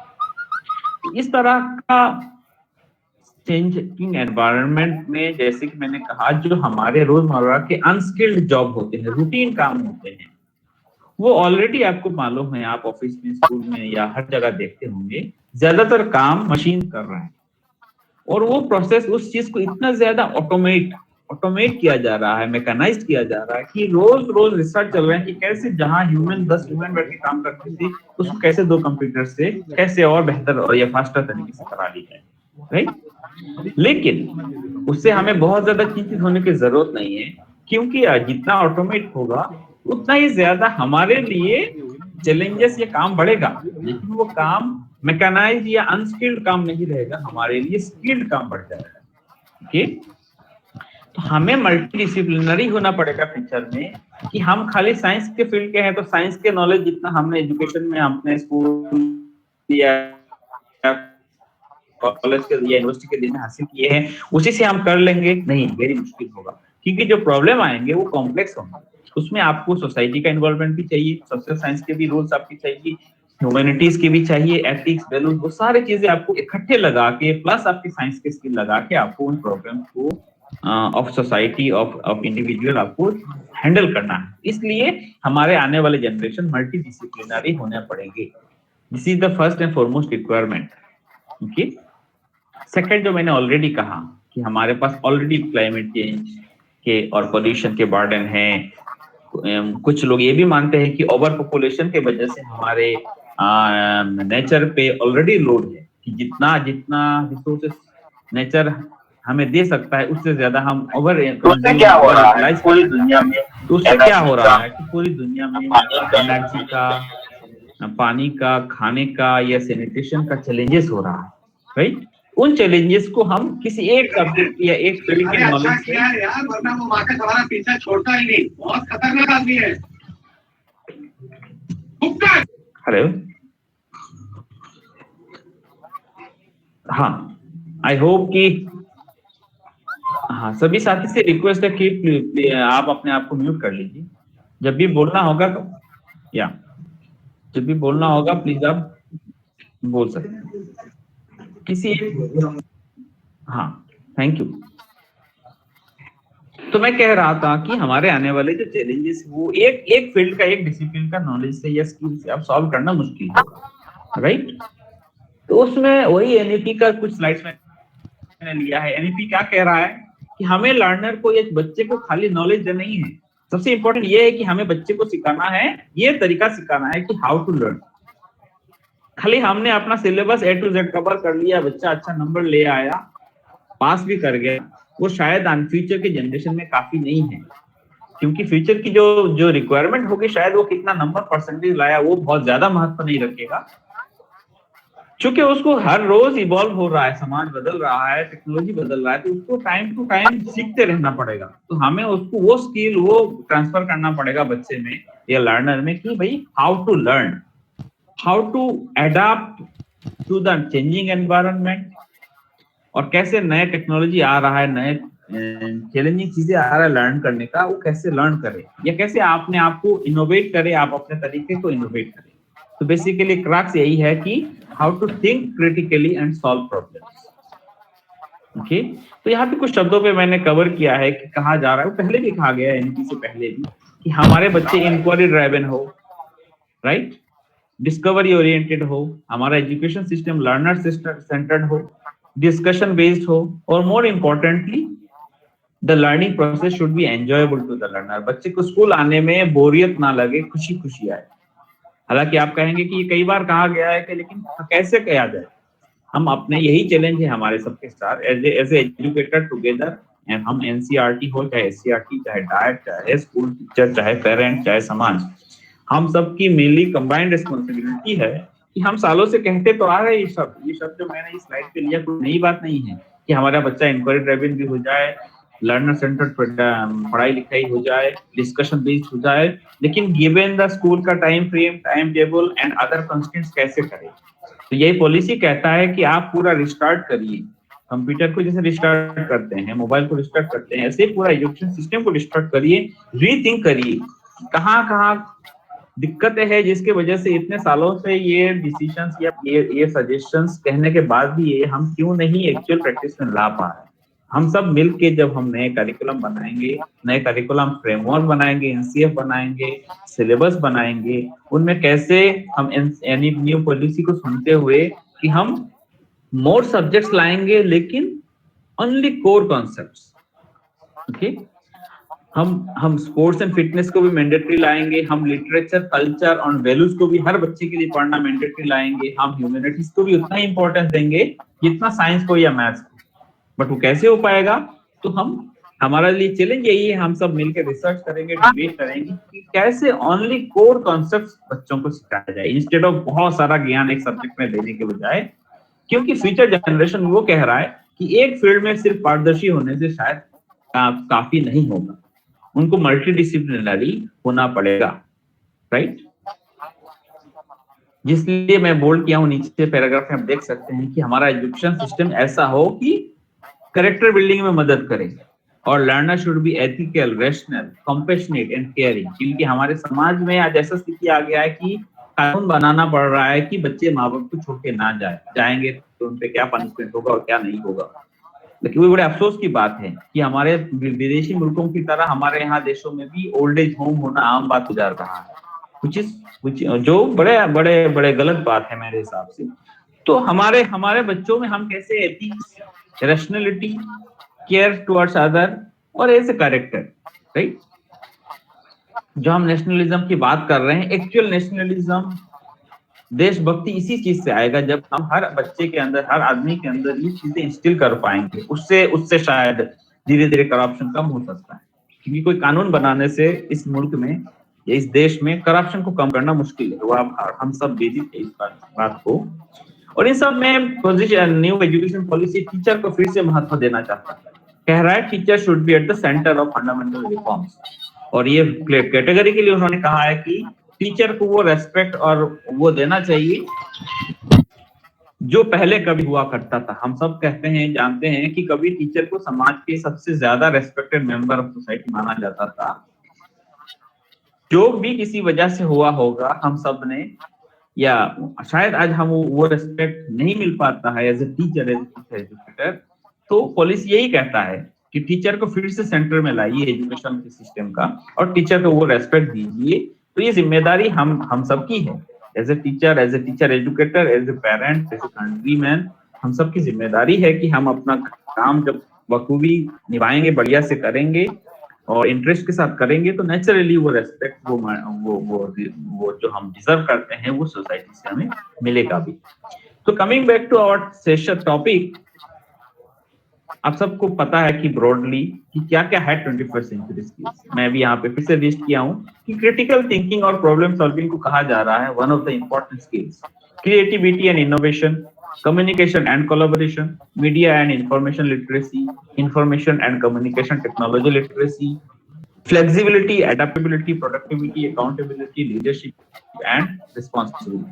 अब क्रिटिकल थिंकिंग में ज्यादा डिटेल में नहीं जाऊंगा। क्रिटिकल थिंकिंग और प्रॉब्लम सॉल्विंग, क्रिटिकल थिंकिंग यही कह रहा है कि बच्चे में वो चीज, वो हैबिट डेवलप करवाइए, वो हिम्मत दीजिए या उसको वो कॉन्फिडेंस डेवलप करवाइए कि वो किसी भी चीज को जैसे लिखा हुआ है ऐसे ही बाय डिफॉल्ट टू एक्सेप्ट ना कर ले, आंख बंद करके मान ना ले। उसमें वो हैबिट डेवलप करिए कि वो अपने आप से सवाल पूछे कि ऐसा क्यों है। जब हर चीज को, चाहे आपसे ना पूछे, साथी से ना पूछे हर बार, कि शायद वो समय नहीं होगा स्कूल के एनवायरनमेंट में कि हर बच्चा अगर हर चीज पे सवाल करने लगे, तो कम से कम अपने आप से पूछे। जब पढ़ रहा होगा, जब कोई चीज टीवी में देख रहा होगा, मोबाइल में देख रहा होगा, तो उसको, या फेसबुक में कोई चीज देखा ऐसा लिखा हुआ है, तो उसको एज इट इज एक्सेप्ट ना करे, उसको क्रिटिकली सोचे कि ऐसा क्योंकि प्रॉब्लम को जो मैंने एग्जाम्पल में बताया, फ्यूचर के जो कॉम्प्लेक्स प्रॉब्लम होंगे, सोसाइटी के प्रॉब्लम होंगे, उनको सॉल्व करने के लिए आपको क्रिटिकली थिंकिंग करना पड़ेगा, राइट। पॉजिटिव नेगेटिव हर चीज को क्रिटिक की तरह, किसी क्वेश्चन को, किसी सिचुएशन को आपको सोचना पड़ेगा। आपको क्रिएटिव होना पड़ेगा, जो हमारा इस सेशन का टॉपिक भी है। You need to be creative and you need to be innovative. हम उस पे आएंगे। कम्युनिकेशन एंड कोलैबोरेशन, कम्युनिकेशन इसलिए जरूरी है और कोलैबोरेशन इसलिए जरूरी है क्योंकि जो फ्यूचर के प्रॉब्लम होंगे या आने वाले जो हमारे चैलेंजेस होंगे, चाहे साइंस में हो, आर्ट्स में हो, या सोसाइटी में हो, क्लाइमेट में हो, मेडिकल में हो, वो एक व्यक्ति से सॉल्व होना मुश्किल होगा। वो इतने बड़े बड़े चैलेंजेस हैं कि हम डिफरेंट डिसिप्लिन्स के लोग एक साथ मिलेंगे, एक दूसरे से कोलैबोरेट करेंगे। तो कोलैबोरेशन जब करेंगे, हम लोग एक दूसरे से इफेक्टिवली कम्युनिकेट करना भी आना चाहिए। अगर प्रॉपर क्लियर कम्युनिकेशन नहीं होगा तो मिस इन्फॉर्मेशन पास होगा, गैप होगा, इंफॉर्मेशन लॉस होगा। इसलिए communication is a very important skill. मैं बताता हूँ एक छोटी दो एग्जाम्पल। आपने कोई बात कहनी है, कम्युनिकेट करना है मेरे को, और आपने 4 पन्ने का उसको चिट्ठी लिख दिया। Is it good? No, because आपको पता है कि आज के डेट में कोई भी आपके 4 पेज को चिट्ठी नहीं पढ़ेगा। तो कम्युनिकेशन के अंदर डिटेल में मैं नहीं जाऊंगा।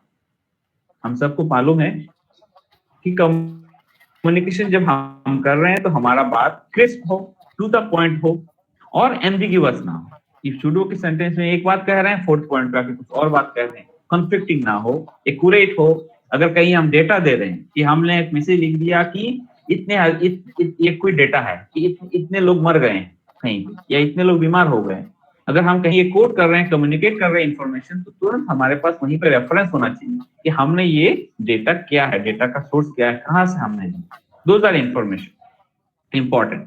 मीडिया एंड इंफॉर्मेशन लिटरेसी इसलिए इंपॉर्टेंट है कि मीडिया इतना ज्यादा बदल रहा है। पहले हमारे पास इंफॉर्मेशन एब्जॉर्प्शन या इंफॉर्मेशन गैदरिंग का या इंफॉर्मेशन डिसेमिनेशन का तरीके लिमिटेड थे।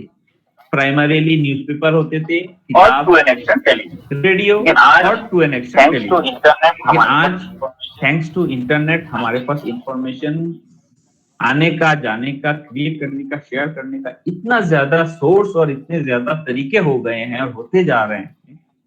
इतने ज्यादा डिफरेंट टाइप ऑफ तरीके से इंफॉर्मेशन पास हो रहा है। आप चाहे उसको इंफोग्राफिक्स कह लीजिए, छोटे छोटे वीडियो कह लीजिए, एनिमेशंस कह लीजिए, ड्रैग एंड ड्रॉप टाइप का इंफॉर्मेशन कह लीजिए, सिमुलेशन कह लीजिए, इतने तरीके से इंफॉर्मेशन क्रिएट और पास हो रहे हैं कि हम अगर सबसे यूज्ड टू या इंट्रोड्यूस्ड नहीं रहेंगे तो हम पीछे रह जाएंगे, राइट। कई चीजें हम सोचेंगे कि हमने तो वहां न्यूज़पेपर पढ़ा ही नहीं, लेकिन वो चल रहा है, वो पूरा स्टोरी ही चल रहा है आपके फेसबुक पे या व्हाट्सएप पे या और किसी मीडियम में, राइट। अब जैसे छोटा सा एक एग्जांपल दूंगा। हम लोग एनसीईआरटी ऑर्गेनाइज करने जा रहा है नेशनल आईसीटी अवार्ड, उसका जूरी कमेटी का मीटिंग होना है। उस कमेटी के मीटिंग होने के लिए हमने कि सभी टीचर्स को ईमेल लिखा कि इस दिन होगा, ये इंस्ट्रक्शन है, इस तरीके से तैयार होना।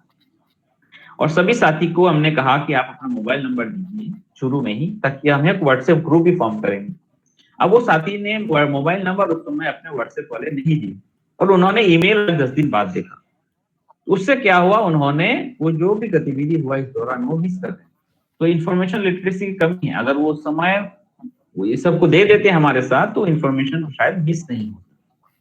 खैर, मैं इसकी डिटेलिंग में नहीं जा रहा हूँ। Information and communication technology literacy, उसमें भी मैं बहुत डिटेल में जाने की जरूरत नहीं, क्योंकि टॉपिक अपने आप ही बता देता है कि आज के डेट में हमारा डिपेंडेंस कितना है, चाहे हमारे रोजमर्रा का काम हो, चाहे हमारे एजुकेशन के फील्ड में हो, कि ये इंटरनेट एंड टेक्नोलॉजी के फील्ड से इतना ज्यादा हमारा जुड़ा हुआ है। चाहे हमें पासपोर्ट रिन्यू करना हो, चाहे हमारा वोटर कार्ड का रिन्यू करना हो, लेके जो भी हमारा पर्सनल काम हो या एजुकेशनल काम हो, चाहे कहीं हमें बच्चे का स्टडी का अप्लाई करना हो, जॉब का अप्लाई करना हो, हर जगह हम टेक्नोलॉजी से जुड़े हैं।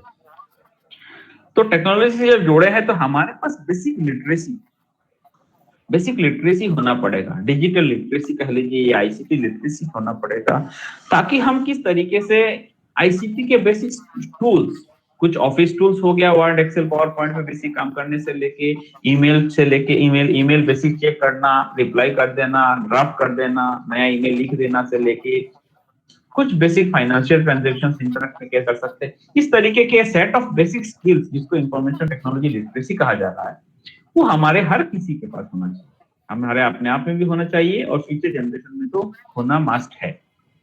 बिकॉज अदरवाइज ऑल्टरनेटिव क्या है कि ये सबसे कट हो जाएगी। लेकिन आप सबको जानते हैं कि इस सबसे कट होके as a member of society survive करना बहुत इम्पॉसिबल तो नहीं है, लेकिन बहुत मुश्किल हो जाएगा।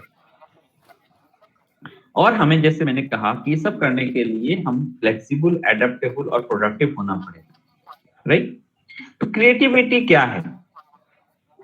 अल्बर्ट आइंस्टाइन कह रहे हैं कि imagination is more important than knowledge. क्यों? क्योंकि knowledge is limited to all we know and understand, while imagination embraces the entire world and all there ever will be to know and understand. क्योंकि knowledge वही चीज है जी कि जो आपके पास already है, जो आप जानते हैं, आपके पास कलेक्टेड है, आप समझ चुके कि फला चीज ऐसे ऐसे है, ये होता है। लेकिन इसके बियॉन्ड जाना है तो आपको इमेजिन करना पड़ेगा, राइट? चाहे बड़े बड़े सारे साइंटिस्ट हो, चाहे सोशल साइंटिस्ट हो, चाहे लिटरेचर के दिग्गज हो, चाहे पोएट हो, वो इमेजिनेटिव थे। अगर वो इमेजिन नहीं करते तो, अगर वो शेक्सपियर इमेजिन नहीं करते तो लिटरेचर, शायद इंग्लिश लिटरेचर उन्हीं के आगे वहीं रुक जाता। ये साइंस के फील्ड में हो, एस्ट्रोनॉमी के फील्ड में हो, लोग अगर इमेजिनेटिव नहीं होते तो वो नॉलेज हमारा जहां तक हम लोगों ने प्रोड्यूस किया था वहीं ही रह जाता, वही एक दूसरे को पास ऑन करते और हम समझते रहते। लेकिन नहीं, हमारे बीच में ग्रेड्स आए हैं, दिग्गज आए हैं, जिन्होंने इमेजिन किया सिचुएशन को, क्योंकि गिवन द नॉलेज ये तो है मेरे पास, इससे आगे क्या है, right? This is the fundamental principle of creativity. One has to be imaginative. It is the ability, हम सब जानते हैं कि क्रिएटिव आदमी या क्रिएटिव काम हम उसी को कहते हैं जो ओरिजिनल हो। कोई ओरिजिनल आइडिया लाता है तो उसको हम कहते हैं कि ये काम बड़ा क्रिएटिव है। कोई आर्टिफैक्ट प्रोड्यूस करता है, कोई नया कोई भी चीज बनता है जो एकदम नया है, उसी को हम क्रिएटिव कहते हैं। या कोई सोच आता है जो आउट ऑफ द बॉक्स है, जो पहले से ये ऐसा सोच नहीं आया, उसी को हम क्रिएटिव कहते हैं, राइट? इसी को दूसरा परिभाषा दिया जा रहा है कि कन्वेंशनल तौर तरीके से बाहर जाके सोचना, या जो रोजमर्रा का रूटीन तरीके से हो रहा है उसको सवाल करना कि ऐसा क्यों, ऐसा क्यों नहीं, राइट? वही सब क्रिएटिव काम होता है। और क्रिएटिविटी में सबसे कोई काम क्रिएटिव है कि नहीं, उसको जांचने का सबसे इंपॉर्टेंट पैरामीटर है कि क्या वो काम ओरिजिनल है। पहले हो रखा है उसको तोड़ मरोड़ के प्रेजेंट करना is not creative, right? Applying one's imagination to solve complex problem, this is creativity. और क्रिएटिविटी में जैसे मैंने कहा, इनोवेशन, आप क्रिएटिव होते हैं तो आप एक सोच लाते हैं, कुछ आइडिया लाते हैं, तो ये आपका क्रिएटिविटी हुआ। लेकिन क्रिएटिविटी को जब आप इम्प्लीमेंटेशन में लाते हैं तो आप कुछ इनोवेट करते हैं। एक माइनर फर्क मैं समझाना चाह रहा हूँ। क्रिएटिविटी वही है कि आपने एक दिमाग में बहुत नया नोबल आइडिया आया, इमेजिन किया आपने कि ऐसे चीजें होना चाहिए, ऐसे होगा, ये एक सोच प्रोसेस आपके पास नया आया, पहले कभी किसी ने सोचा ही नहीं, तो दिस इज क्रिएटिव। उस सोच को आपने जब उस सोच को इम्प्लीमेंट करके डिटेलिंग में जाके आपने उसमें जांच पड़ताल किया, रिकॉर्डिंग लिखा पढ़ी किया आपने आपके साथ, और उससे कुछ नया इनोवेट करके लाया, इजाद करके लाया, so that is the implementation of creativity, right. तो ये वही है स्लाइड्स जो मैं ऑलरेडी डिस्कस कर चुका हूं कि चूंकि टेक्नोलॉजी की वजह से नए नए चीजें आ रही हैं, तो हमें क्यों क्रिएटिव होना चाहिए। इनफैक्ट वर्ल्ड इकोनॉमिक फोरम के रिपोर्ट्स भी कहता है कि जो स्किल्स के इंडेक्स होते हैं, इंपॉर्टेंट स्किल्स होते हैं टाइम टू टाइम, कि आज के डेट में सबसे इकोनॉमिक एक्टिविटी क्या है, as a work economic activity में सबसे इंपॉर्टेंट स्किल क्या है, उसमें कभी क्रिएटिविटी 10वां जगह पे था, जो 3rd इंपॉर्टेंट पोजीशन ले चुका है बाय 2020। लेकिन एक मिथ भी है कि कई बार हम लोग सिर्फ आर्टिस्टिक वर्क को ही क्रिएटिव कहते हैं, पेंटिंग हो, परफॉर्मेंस हो, चाहे एक्टिंग हो या म्यूजिशियन अगर कोई गाना कंपोज करता है, तो हम सिर्फ उन्हीं चीजों को कई बार ये आर्ट को या पेंट को इन्हीं चीजों को सिर्फ क्रिएटिव कहते हैं। नहीं, आप सोशल साइंस में भी समाज की कोई दिक्कत है, कुछ समाज की कॉन्फ्लिक्ट है, और उसको सॉल्व करने के लिए एकदम से नया कोई आउट ऑफ द बॉक्स तरीका सोचा, ये करप्शन को कंट्रोल करने का या पोल्यूशन को कंट्रोल करने का आपने कोई नया तरीका सोचा, तो वो भी उतना ही क्रिएटिव है। तो क्रिएटिविटी सिर्फ इन्हीं फील्ड्स में सीमाबद्ध नहीं है। Creativity means, as I said previously, any original work, any art और क्रिएशन ऑफ एनी आइडिया और artifact where which involves thinking out of the box. Okay, और साइंस क्या कहता है, न्यूरल साइंस, कि आप अगर, इफ लास्ट पॉइंट है मेरा इस स्लाइड का, if you believe your brain can grow, अगर आप मानते हैं, अपने आप में कॉन्फिडेंस है कि हाँ मेरा ब्रेन बढ़ता है, तो naturally you start behaving differently. और प्रैक्टिस के साथ साथ क्या होता है कि आपकी जो न्यूरॉन्स है, जो न्यूरल नेटवर्क फॉर्म होता है, सो वहां पे और न्यूरॉन्स के बीच और ज्यादा कनेक्शन फॉर्म होते जाते हैं। और हम सब जानते हैं जितना ज्यादा न्यूरल कनेक्शंस होंगे, उतना ज्यादा हमारा ब्रेन एक्टिव होगा, कैपेबल होगा और ज्यादा डीपली क्रिटिकली सोचने का काम करने का, राइट। क्रिएटिविटी से इनोवेशन बढ़ता है, राइट। यही बात है कि हम क्यों क्रिएटिव हो। क्रिएटिव इसलिए होना पड़ता है कि क्रिएटिविटी ड्राइव्स इनोवेशन। क्रिएटिव लोग काम कर सकते हैं एक साथ आके डिफिकल्ट प्रॉब्लम्स को, makes you future ready. Future would require to continuously adopt. ये कहा जाता है कि लर्न, अनलर्न एंड रीलर्न। एक बार सिर्फ सीख लिया तो काफी नहीं है, कई बार आपने जो आज सीखा 5 साल बाद, 10 ईयर डाउन द लाइन आपको हो सकता है वो एप्लीकेबल नहीं है, तो आपको अनलर्न भी करना है और दूसरा रीलर्न भी करना है। इसको एक छोटा सा एग्जांपल, हम सब काम करते हैं ज्यादातर लोग, सब तो नहीं कहूंगा, ज्यादातर लोग हम बहुत कंफर्टेबल है माइक्रोसॉफ्ट वर्ड में काम करने, जानते हैं बहुत अच्छे से, हमें कुछ दे दीजिए, कोई डॉक्यूमेंट लिखना, कुछ चिट्ठी लिखना, कुछ फाइल बनाना, ज्यादातर लोग हमें से अच्छे से कंफर्टेबली कर लेंगे।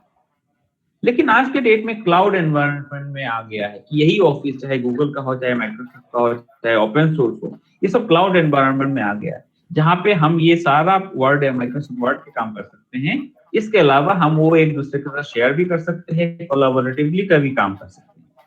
तो अब हम जो माइक्रोसॉफ्ट में काम करने का, ऑफिस में काम करने का तरीका था, उसको थोड़ा सा अनलर्न करना पड़ेगा, भूलना पड़ेगा, क्योंकि वहां पे बटन्स या मेनू थोड़ा थोड़ा अलग है, और फिर रीलर्न, वहां पे वही स्किल रीलर्न करना पड़ेगा। तो बेसिकली हम काम क्या कर रहे हैं, एक डॉक्यूमेंटेशन का ही काम कर रहे हैं, ऑफिस प्रोडक्टिविटी कर रहे हैं, लेकिन पहले जिस तरीके से कर रहे थे उसको अनलर्न किया हमने और रीलर्न किया, राइट। तो एक छोटा सा एग्जांपल, ऐसे बहुत सारे एग्जांपल्स हो सकते हैं कि जहां पे हमें फ्यूचर के साथ, फ्यूचर की सोसाइटी के साथ अगर हमें अपने आप को एडॉप्ट करना है, रेडी रखना है अपने आप और रेस में आगे रहना है, सिर्फ नॉट ओनली सर्वाइव, फ्यूचर की जनरेशन सोसाइटी में सिर्फ सर्वाइवल ही नहीं, अगर हमें आप लीड में रहना है, तो हमें the key is to learn, unlearn and relearn. Creative expressions को दिखाने के लिए या प्रोड्यूस करने के लिए क्या क्या कॉम्पिटेंसीज जरूरी है, आप कैसे कहते हैं कि आप क्रिएटिव हैं? ओके, क्योंकि क्रिएटिविटी ये फायदा करता है, ये नुकसान करता है, इट इज बोलना तो आसान है, लेकिन कैसे हम क्रिएटिविटी किसी में लाए? So capturing and preserving new ideas in details for its implementation. आपके jot down a new idea when it pops in your head. आप कहीं चल रहे हैं, हो सकता है आपके मन में, अगर आप सच में सोचते हैं, जैसे मैंने पिछले साइड में बोला, इसमें लास्ट पॉइंट, कि अगर आप सोचते हैं कि आपका ब्रेन बढ़ता है, बढ़ सकता है, तो आप सोचते हैं, आप हर बार सोचते हैं। तो अगर आप कुछ सोचे और नया कुछ आपके मन में आया, छोटा सा एक सेंटेंस आया, तो उसको तुरंत लिखिए। जब तक लिखेंगे नहीं है, एक मामला आगे बढ़ेगा नहीं। उसको लिखिए जब भी कोई आइडिया आपके दिमाग में पॉपअप करता है, और जब उसको लिखेंगे, फिर अगर आप में फिर भी अभी भी इंटरेस्ट बनी हुई है, उसको फिर कभी 2 घंटे बाद, 2 दिन बाद या 1 हफ्ते बाद भी उस टॉपिक को आपके मन में आता है, कहीं नोट किए थे, वो सामने आता है और आप में समय है और इंटरेस्ट है, तो आप उसको डिटेलिंग करिए। ये मन में, मेरे मन में आया था कि क्या ऐसे हो सकता है, तो उसको डिटेलिंग करना शुरू करिए। फिर आप देखिए क्या क्या और चैलेंजेस हैं, उसको डिटेल एग्जीक्यूशन तक ले जाने के लिए आपको क्या क्या करना पड़ेगा, उस आइडिया को कैसे इलेबोरेट करना पड़ेगा, क्या क्या और चीजें ऐड करना पड़ेगा, क्या लिमिटेशंस है, क्या चैलेंजेस थी, उसको कैसे मीट करना है। Human challenge, societal challenge, financial challenge, कई तरह का चैलेंज आपके सामने आ सकता है, टाइम का कंस्ट्रेंट। तो जब तक आप उसको कैप्चर नहीं करेंगे, आइडियाज को प्रिजर्व नहीं करेंगे, उसको डिटेलिंग नहीं करेंगे, तो क्रिएटिविटी नहीं आ सकता। ये तो पहली बुनियाद है। क्योंकि एक दिन में आइंस्टाइन का या न्यूटन का मन में एकदम से आया कि एप्पल क्यों फॉल डाउन, बट उस समय तो उन्होंने बैठ के वो ग्रेविटी पूरा इजाद थोड़ी कर दिया। उन्होंने कहीं लिखे रखा या मन में रखा, एकदम गढ़ लिया अपने मन में क्यों, और फिर उसके सोचते रहे, उसके डिटेलिंग में स्टडी करते रहे, तब जाके after years of hard work he came out with the theories. Same with Einstein. ये थोड़ी है कि एक दिन उन्होंने खिड़की के सामने खड़े हुए और एकदम से आइडियाज, लॉज ऑफ रिलेटिविटी या लॉज ऑफ मोशन आते गए, वो लिखते गए पेपर। हम सब जानते हैं ऐसा नहीं होता है, लेकिन कहीं ना कहीं इन ग्रेड्स ने, या और भी जो भी ग्रेड्स, एक पोएम ले लीजिए, एक ग्रेट किताब ले लीजिए, एक सक्सेसफुल बेस्ट सेलिंग किताब जो होते हैं, क्या वो एक रात में बैठे या एक साथ बैठे, एक हफ्ते में अंधाधुंध, मतलब एक फ्लो में आता जाता है, लिखते जाते होंगे लोग, कम से कम 20, 50, 100 इटरेशंस में एक चैप्टर बनता होगा। तो आइडियाज आते होंगे, स्टोरी लाइन आते होंगे, उसको लिखा, फिर उसको और डिटेलिंग किया, उस पर काम किया, तो दिस इज क्रिएटिविटी, राइट। तो सेकंड पॉइंट है यही है कि taking challenges to solve tough problems. Problem complex या टफ प्रॉब्लम्स को देख के घबराना नहीं है, क्योंकि कई बार प्रॉब्लम टफ होता है तो उसको जरूरी नहीं है आप अकेले सॉल्व कर ले। इसीलिए collaboration is important with creativity. आप कोलैबोरेट करेंगे, आपको एक प्रॉब्लम सॉल्व करने के लिए सपोज साइंस और मैथ्स दोनों की एक्सपर्टीज चाहिए। हो सकता है आप साइंस के हैं, आप साइंस बहुत अच्छे से कर ले रहे हैं, लेकिन जो मैथमेटिकल फॉर्मुलेशन करना है, उसकी जो फाइन ट्यूनिंग करना है, उसकी जो पैरामीटर्स को ट्यून करना है, जो वेरिएबल्स लगाना है, हो सकता है आपके साथ ही कोई मैथमेटिक्स के अच्छे हो, उनका मदद लेना पड़े। तो आपको वो चैलेंज पहले तो मिनिमम एक्सेप्ट करना पड़ेगा to solve tough problems, and of course learning interesting new things. जब आप उसके अंदर जाएंगे तो नए नए चीजें आपको सीखने का भी जरूरत पड़ेगा। And always keeping association with creative peoples and creative work. अब जो लोग क्रिएटिवली सोचते हैं, अगर आप कुछ, फॉर एग्जांपल मैं देता हूँ, अगर आप कुछ ऐप बनाना चाहते हैं एजुकेशन में ही, तो अगर एजुकेशन में आप छोटा मोटा एक मोबाइल ऐप बनाना चाहते हैं, जो कि आज के डेट में बहुत मुश्किल है, बहुत सारे साथी, बहुत सारे टीचर्स कई बार नए नए अच्छे मोबाइल ऐप बनाते हैं, हमारे से शेयर भी करते हैं। फॉर एग्जाम्पल आपके मन में छोटा सा आया कि मैं स्कूल का इस प्रोसेस को या मेरे क्लास का इस प्रोसेस को, असेसमेंट को या रिकॉर्ड कीपिंग को, इसके लिए मोबाइल ऐप बनाना चाहता हूँ, नहीं चाहती, तो उसके लिए आप क्या करें?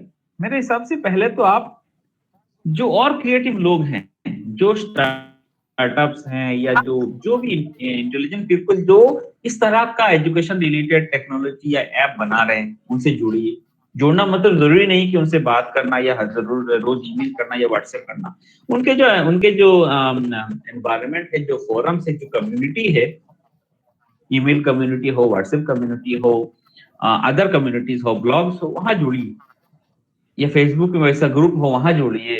वहां देखिए वो लोग क्या डिस्कस कर रहे हैं, और लोग क्या क्या चैलेंजेस फेस कर रहे हैं, और लोगों के मन में क्या आइडिया है। ये इस तरह का जो वर्क्स है, और जिन जिन लोगों ने इस तरह के ऐप बनाया होगा, आप ज्यादा से ज्यादा ऐप को डाउनलोड करिए, यूज करके देखिए उनका फीचर्स क्या है, कि कहीं ऐसा ना हो जो आपको लग रहा है बहुत क्रिएटिव, वो दुनिया में लोगों ने बहुत पहले कर दिया है, बहुत बखूबी सक्सेसफुली कर दिया है। So why to rebuild the wheel again? इसलिए to be creative we need to be, क्योंकि कहते हैं ना संगत, आई डोंट नो उसका प्रोवर्ब क्या है, मुझे हिंदी उतना नहीं आता, तो आपका एसोसिएशन, आप क्रिएटिव लोगों के साथ रहेंगे, क्रिएटिव काम के बीच में रहेंगे, तो नेचुरली वो इन्फ्लुएंस आपके अंदर आएगा। तो उससे पहले आपके अंदर जज्बा होना पड़ेगा, you have to have interest to learn new things, motivation to take newer challenges, devote more time, वो सब फंडामेंटल रिक्वायरमेंट है। वो नहीं होगा तो क्रिएटिविटी तो ऐसा कुछ गिफ्ट है नहीं कि हम one fine morning will wake up in the bed and हम क्रिएटिव बन जाएंगे। वो तो कभी कोई नहीं बना है संसार में, कोई भी ग्रेट, चाहे कोई सक्सेसफुल बिजनेसमैन हो, चाहे सक्सेसफुल साइंटिस्ट हो, एकेडमिशियन हो, सक्सेसफुल लिटरेचर के आदमी हो, कोई भी ओवरनाइट तो नहीं बनता, सभी लोग कड़ी मेहनत से बनते हैं। इस पे मुझे आप लोगों को लेक्चर देने की जरूरत नहीं है, आप सब मुझसे ज्यादा जानते हैं इस बारे में। मेरा सवाल है कि क्या हम क्रिएटिविटी किसी को सिखा सकते हैं?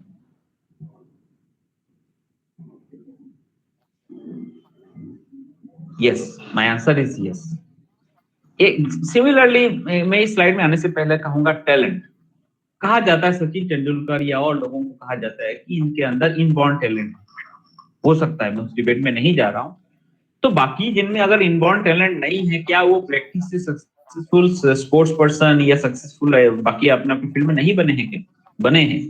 मैं उसको कॉन्टेस्ट या डिबेट नहीं कर रहा हूं कि क्या क्रिएटिविटी या टैलेंट इनबॉर्न होता है कि नहीं होता है। होता भी होगा, कुछ लोगों के पास इनबॉर्न क्रिएटिविटी रहता होगा, लेकिन क्या बाकी लोग मेहनत से, कोशिश से क्या क्रिएटिव बन सकते हैं? क्या क्रिएटिव बनना ना बनना तो बात की बात है, क्या क्रिएटिव थिंकिंग प्रोसेस बन सकता है कि क्रिएटिव आदमी की तरह सोचने की कला हम में आए? तो क्या हम स्टूडेंट्स में ये डाल सकते हैं ये हैबिट कि they become creative, they start thinking creatively? Yes. तो इसके लिए हम as a teacher, as a guide, as a mentor क्या करेंगे? हम बच्चों को एनकरेज करेंगे कि किसी भी एक प्रॉब्लम को, चाहे क्लास के टेक्स्ट बुक के चैप्टर के एंड के प्रॉब्लम सॉल्यूशन हो, या लाइफ के प्रॉब्लम हो, या स्कूल का कोई स्कूल में कोई इवेंट ऑर्गेनाइज करना, वो भी एक प्रॉब्लम है, राइट? मैं प्रॉब्लम का 2-3 परिभाषा बताना चाह रहा था इसमें। खाली चैप्टर के एंड की किताब के प्रॉब्लम सॉल्व करने का नाम ही प्रॉब्लम नहीं है। स्कूल में एक एनुअल डे फंक्शन होना है जिसमें बच्चे को कुछ कल्चरल प्रोग्राम ऑर्गेनाइज करना है या उसी प्रोग्राम को इंटरनेट करना है, itself is a problem. Problem means challenge, task. ये समाज का कोई प्रॉब्लम हो, उसका घर का कोई प्रॉब्लम हो, तो इस तरह का कोई भी प्रॉब्लम को आप हमें बच्चे को एनकरेज करना चाहिए कि वो मल्टीपल पर्सपेक्टिव से सोचे। सिर्फ एक एंगल से देख के सॉल्यूशन क्विकली निकाल के मोहर ना लगा दी कि हाँ यही सॉल्यूशन है, राइट? दूसरा कुछ हम स्टेप्स ले सकते हैं कि when one student creates an interesting और innovative solution to problem and share it, next student can become inspired to try something similar. तो जब कोई एक बच्चा कुछ क्रिएटिव करे तो आप उसको प्रमोट कराइए, उसको दूसरों के साथ शेयर करिए। उनको डिमीन करने के लिए नहीं, उनको डिमोटिवेट या नीचा दिखाने के लिए नहीं, इसलिए कि बाकी बच्चे भी उत्साह लेते हैं। अच्छा, हमारे साथी ने कर लिया तो हम भी करने की कोशिश कर सकते हैं, शायद एक दिन हम भी कर लें, राइट? स्टूडेंट्स को क्रिएटिविटी का एग्जाम्पल दिखाना पड़ेगा इंस्टेड ऑफ एक्सप्लेनिंग। तो क्रिएटिविटी का कंपोनेंट क्या है कि नई तरीके से सोचना, डीपली सोचना। आप अगर खुद as a teacher, as a mentor एक दो छोटी एक्टिविटी मिल करके दिखाने की कोशिश करेंगे तो शायद हो सकता है इंस्टेड ऑफ लेक्चरिंग, राइट? क्योंकि कोई किसी को क्रिएटिविटी क्या है वो पढ़ा दे तो उससे क्रिएटिविटी नहीं आएगा। और स्टूडेंट्स को एंगेज करना पड़ेगा हमें एक्टिवली चैलेंजिंग टास्क में, डिफिकल्ट टास्क में। मैं लास्ट पॉइंट यही लिखा हूं कि inculcate practice of day dreaming. Day dreaming करने दीजिए बच्चे को, क्लास के टॉपिक हो या क्लास के आउटसाइड द टॉपिक हो, चाहे स्पोर्ट्स से जुड़ा टॉपिक, किसी भी टॉपिक में उसको सोचने दीजिए। Make it a routine kind of. कभी कभी हो सके तो क्लास को असाइनमेंट भी दे दीजिए कि आप कुछ वाइल्ड, बड़े बड़े, मुश्किल हो चाहे आसान हो, सोचिए, कुछ सोचिए। खाली सोचिए नहीं, उसको जॉट डाउन करिए, उसको डिटेलिंग में जाइए। जब तक खाली एक ब्रॉड सोचेंगे, एक टॉपिक, एक ख्याल मन में आएगा, उसको जब लिखने जाएंगे, डिटेलिंग करने जाएंगे तो उसी सोच में बदलाव आएगा। आप सोचेंगे नहीं ऐसा नहीं ऐसा। उसको जब फर्दर डिटेलिंग करेंगे तो आप देखेंगे कि किसी प्रॉब्लम को सिर्फ सोचना या प्रॉब्लम स्टेटमेंट लिखना और उसकी इम्प्लीमेंटेशन तक ले जाने में क्या क्या चैलेंजेस होता है, किस किस तरह से हमें तैयारी करना है, तो वो हैबिट प्रैक्टिस से ही बच्चे में आएगा।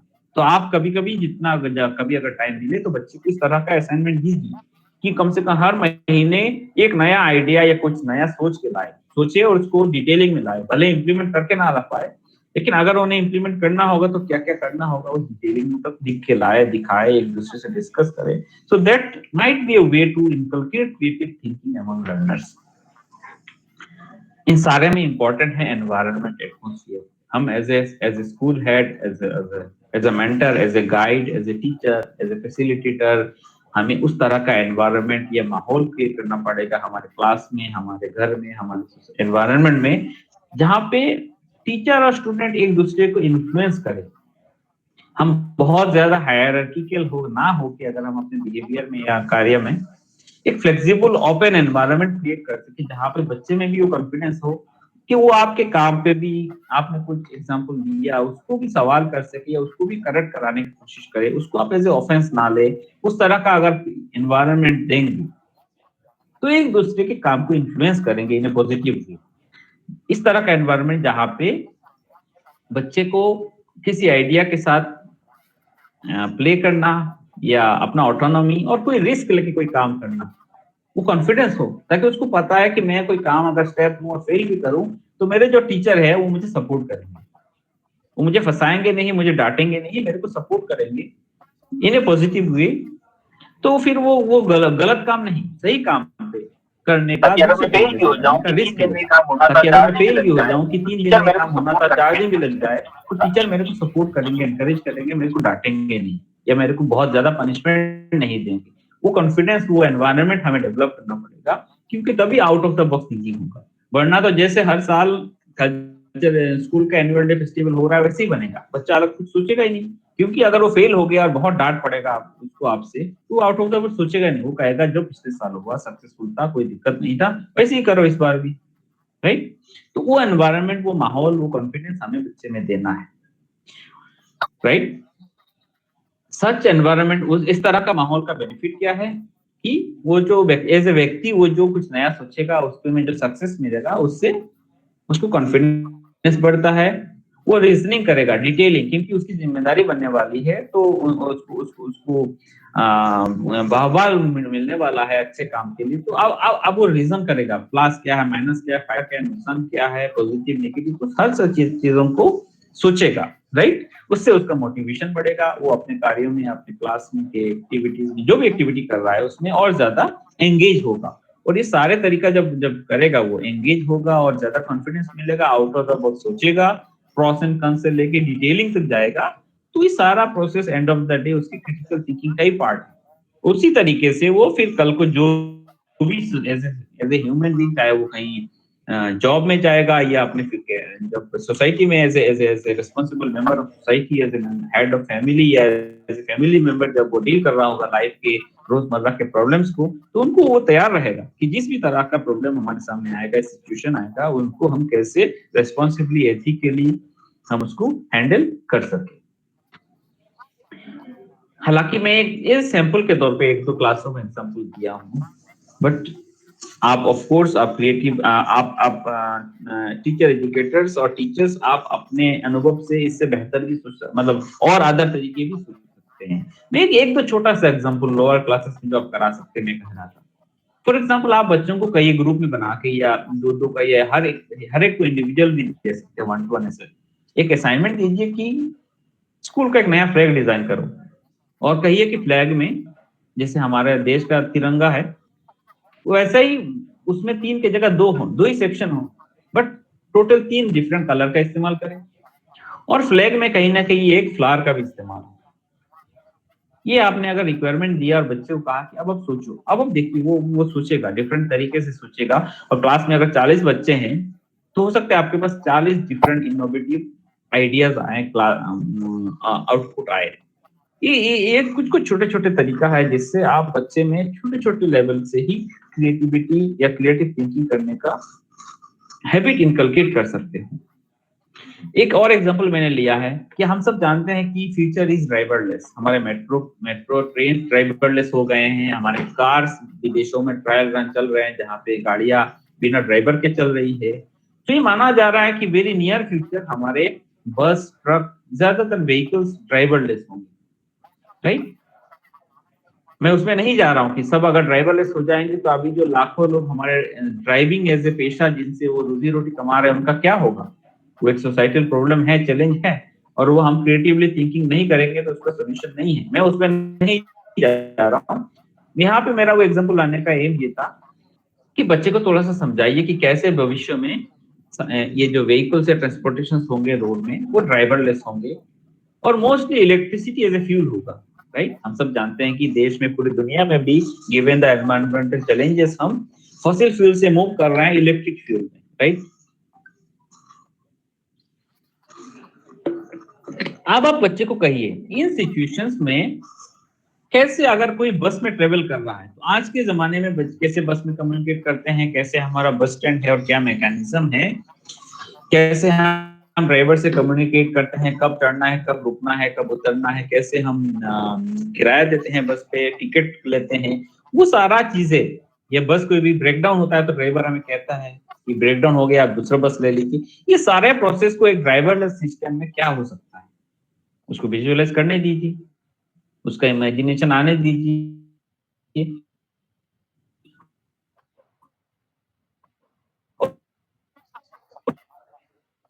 उसका एक सॉल्यूशन निकालने दीजिए उसको कोड। अगर एज ए स्कूल टीचर हैं आप ये दीजिए ऐसे एक्सरसाइज और देखिए फिर कितना क्रिएटिव सॉल्यूशंस आते हैं अलग अलग। अगर आप इंडिपेंडेंट या दो के ग्रुप में भी देंगे बहुत इंटरेस्टिंग आपको सॉल्यूशंस आएंगे। उसमें फिर अगर समय है आपके पास या स्कूल क्लास के एनवायरनमेंट में, स्कूल के शेड्यूल में कभी डिस्कस भी कराइए 2-4 इंपॉर्टेंट सॉल्यूशंस को, प्रोस एंड कॉन्स क्या है।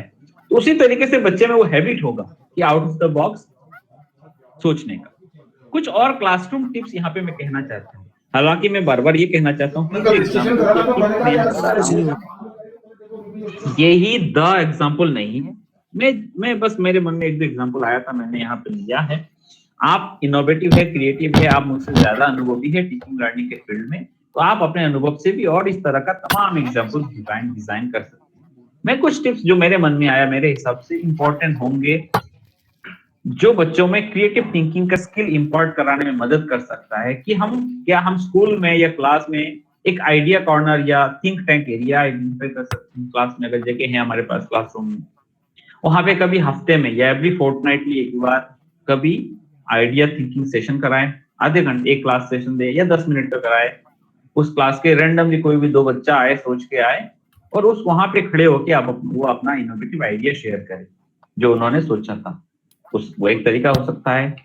या हमारे स्कूल में, अगर हमारा स्कूल में इतना इंफ्रास्ट्रक्चर है, बजट है, स्कोप है, तो क्या हम वो एक बोर्ड लगा सकते हैं पिन के साथ, जहाँ पे वो आइडिया बोर्ड कह लीजिए, पिन करे अपना आइडियाज अगर लिख के लाके, और एक हैबिट बनवाइए कि हर क्लास में से कोई 2-2 बच्चा एवरी वीक या एवरी मंथ एक नया आइडिया पिन करेंगे। या कई सारे तरीके हो सकते हैं। बच्चे की पर्सनल नोटबुक हो जिसमें हर हफ्ते कम से कम या हर महीने कम से कम 5 क्वेश्चन लिखे जो क्लास के सब्जेक्ट से बाहर हो, कोई भी सवाल तो कम से कम क्वेश्चन हैबिट आएगा। तो क्लास बुक के बाहर का अगर टॉपिक है, अपने रेगुलर एकेडमिक सब्जेक्ट से बाहर के चीजों में 5 सवाल लिखना है, तो बहुत सारे इंटरेस्टिंग सवाल आपको देखने मिलेगा। कभी अगर आपके पास समय होगा तो आप देख सकते हैं, राइट। और एडवांस लेवल में आपको करना है तो कॉन्सेप्ट मैपिंग करा सकते हैं। अगर आपके स्कूल में आईसीटी है और इंफ्रास्ट्रक्चर है और वो सेशन है, समय है, तो वहां पे कॉन्सेप्ट मैपिंग सॉफ्टवेयर होते हैं बेसिकली, जहां बच्चा एक मेजर कॉन्सेप्ट लाता है और एक ट्री की तरह बढ़ता जाता है, राइट। आप राइट डाउन ट्री अगर आप सोचेंगे तो क्या होता है, सबसे ऊपर एक बड़ा कॉन्सेप्ट होगा, उसको ब्रांचिंग होता जाएगा, हर ब्रांच से फिर सब ब्रांच का सब ब्रांच। तो आइडियाज को वो नोट डाउन करते जाते हैं, एक मैप की तरह बनता है, उसको हम कॉन्सेप्ट मैप कहते हैं, हम सब जानते भी होंगे। तो ये पेपर में लिख के बनाए या कॉन्सेप्ट मैपिंग सॉफ्टवेयर से टूल्स होते हैं उसका इस्तेमाल करके बना सकते हैं हायर लेवल के बच्चे। अगर आपके क्लासरूम में पॉसिबल है तो और जगह है तो आप अपना क्लासरूम का लेआउट फ्लेक्सिबल रखिए, एडेप्टेबल रखिए, ताकि आप समय समय पे लेआउट बदल बदल के सोलो या ग्रुप एक्टिविटीज करा सके। उससे क्या होता है कि अगर आप क्लासरूम की सिचुएशन मतलब चेयर और डेस्क, चेयर टेबल या डेस्क बेंच की पोजीशनिंग बदलते हैं, उससे भी कई बार फ्रेशनेस आता है, क्रिएटिविटी आता है। क्रिएटिविटी और change in the environment is also a factor to drive fresh thinking, fresh innovative way of thinking in learner's mind। ये भी एक जरूरी चीज है। एज ए टीचर अगर आपके पास संभव हो, समय हो, तो कभी अनकन्वेंशनल जो आप रेगुलर यूज करते हैं वैसे अलग हटके कभी अनकन्वेंशनल टीचिंग मटेरियल या टीचिंग एड या इनोवेटिव तरीके का लेसन प्लान डिजाइन करिए। उससे भी बच्चा प्रेरित होता है कि देखिए ये this is a creative way of doing, right.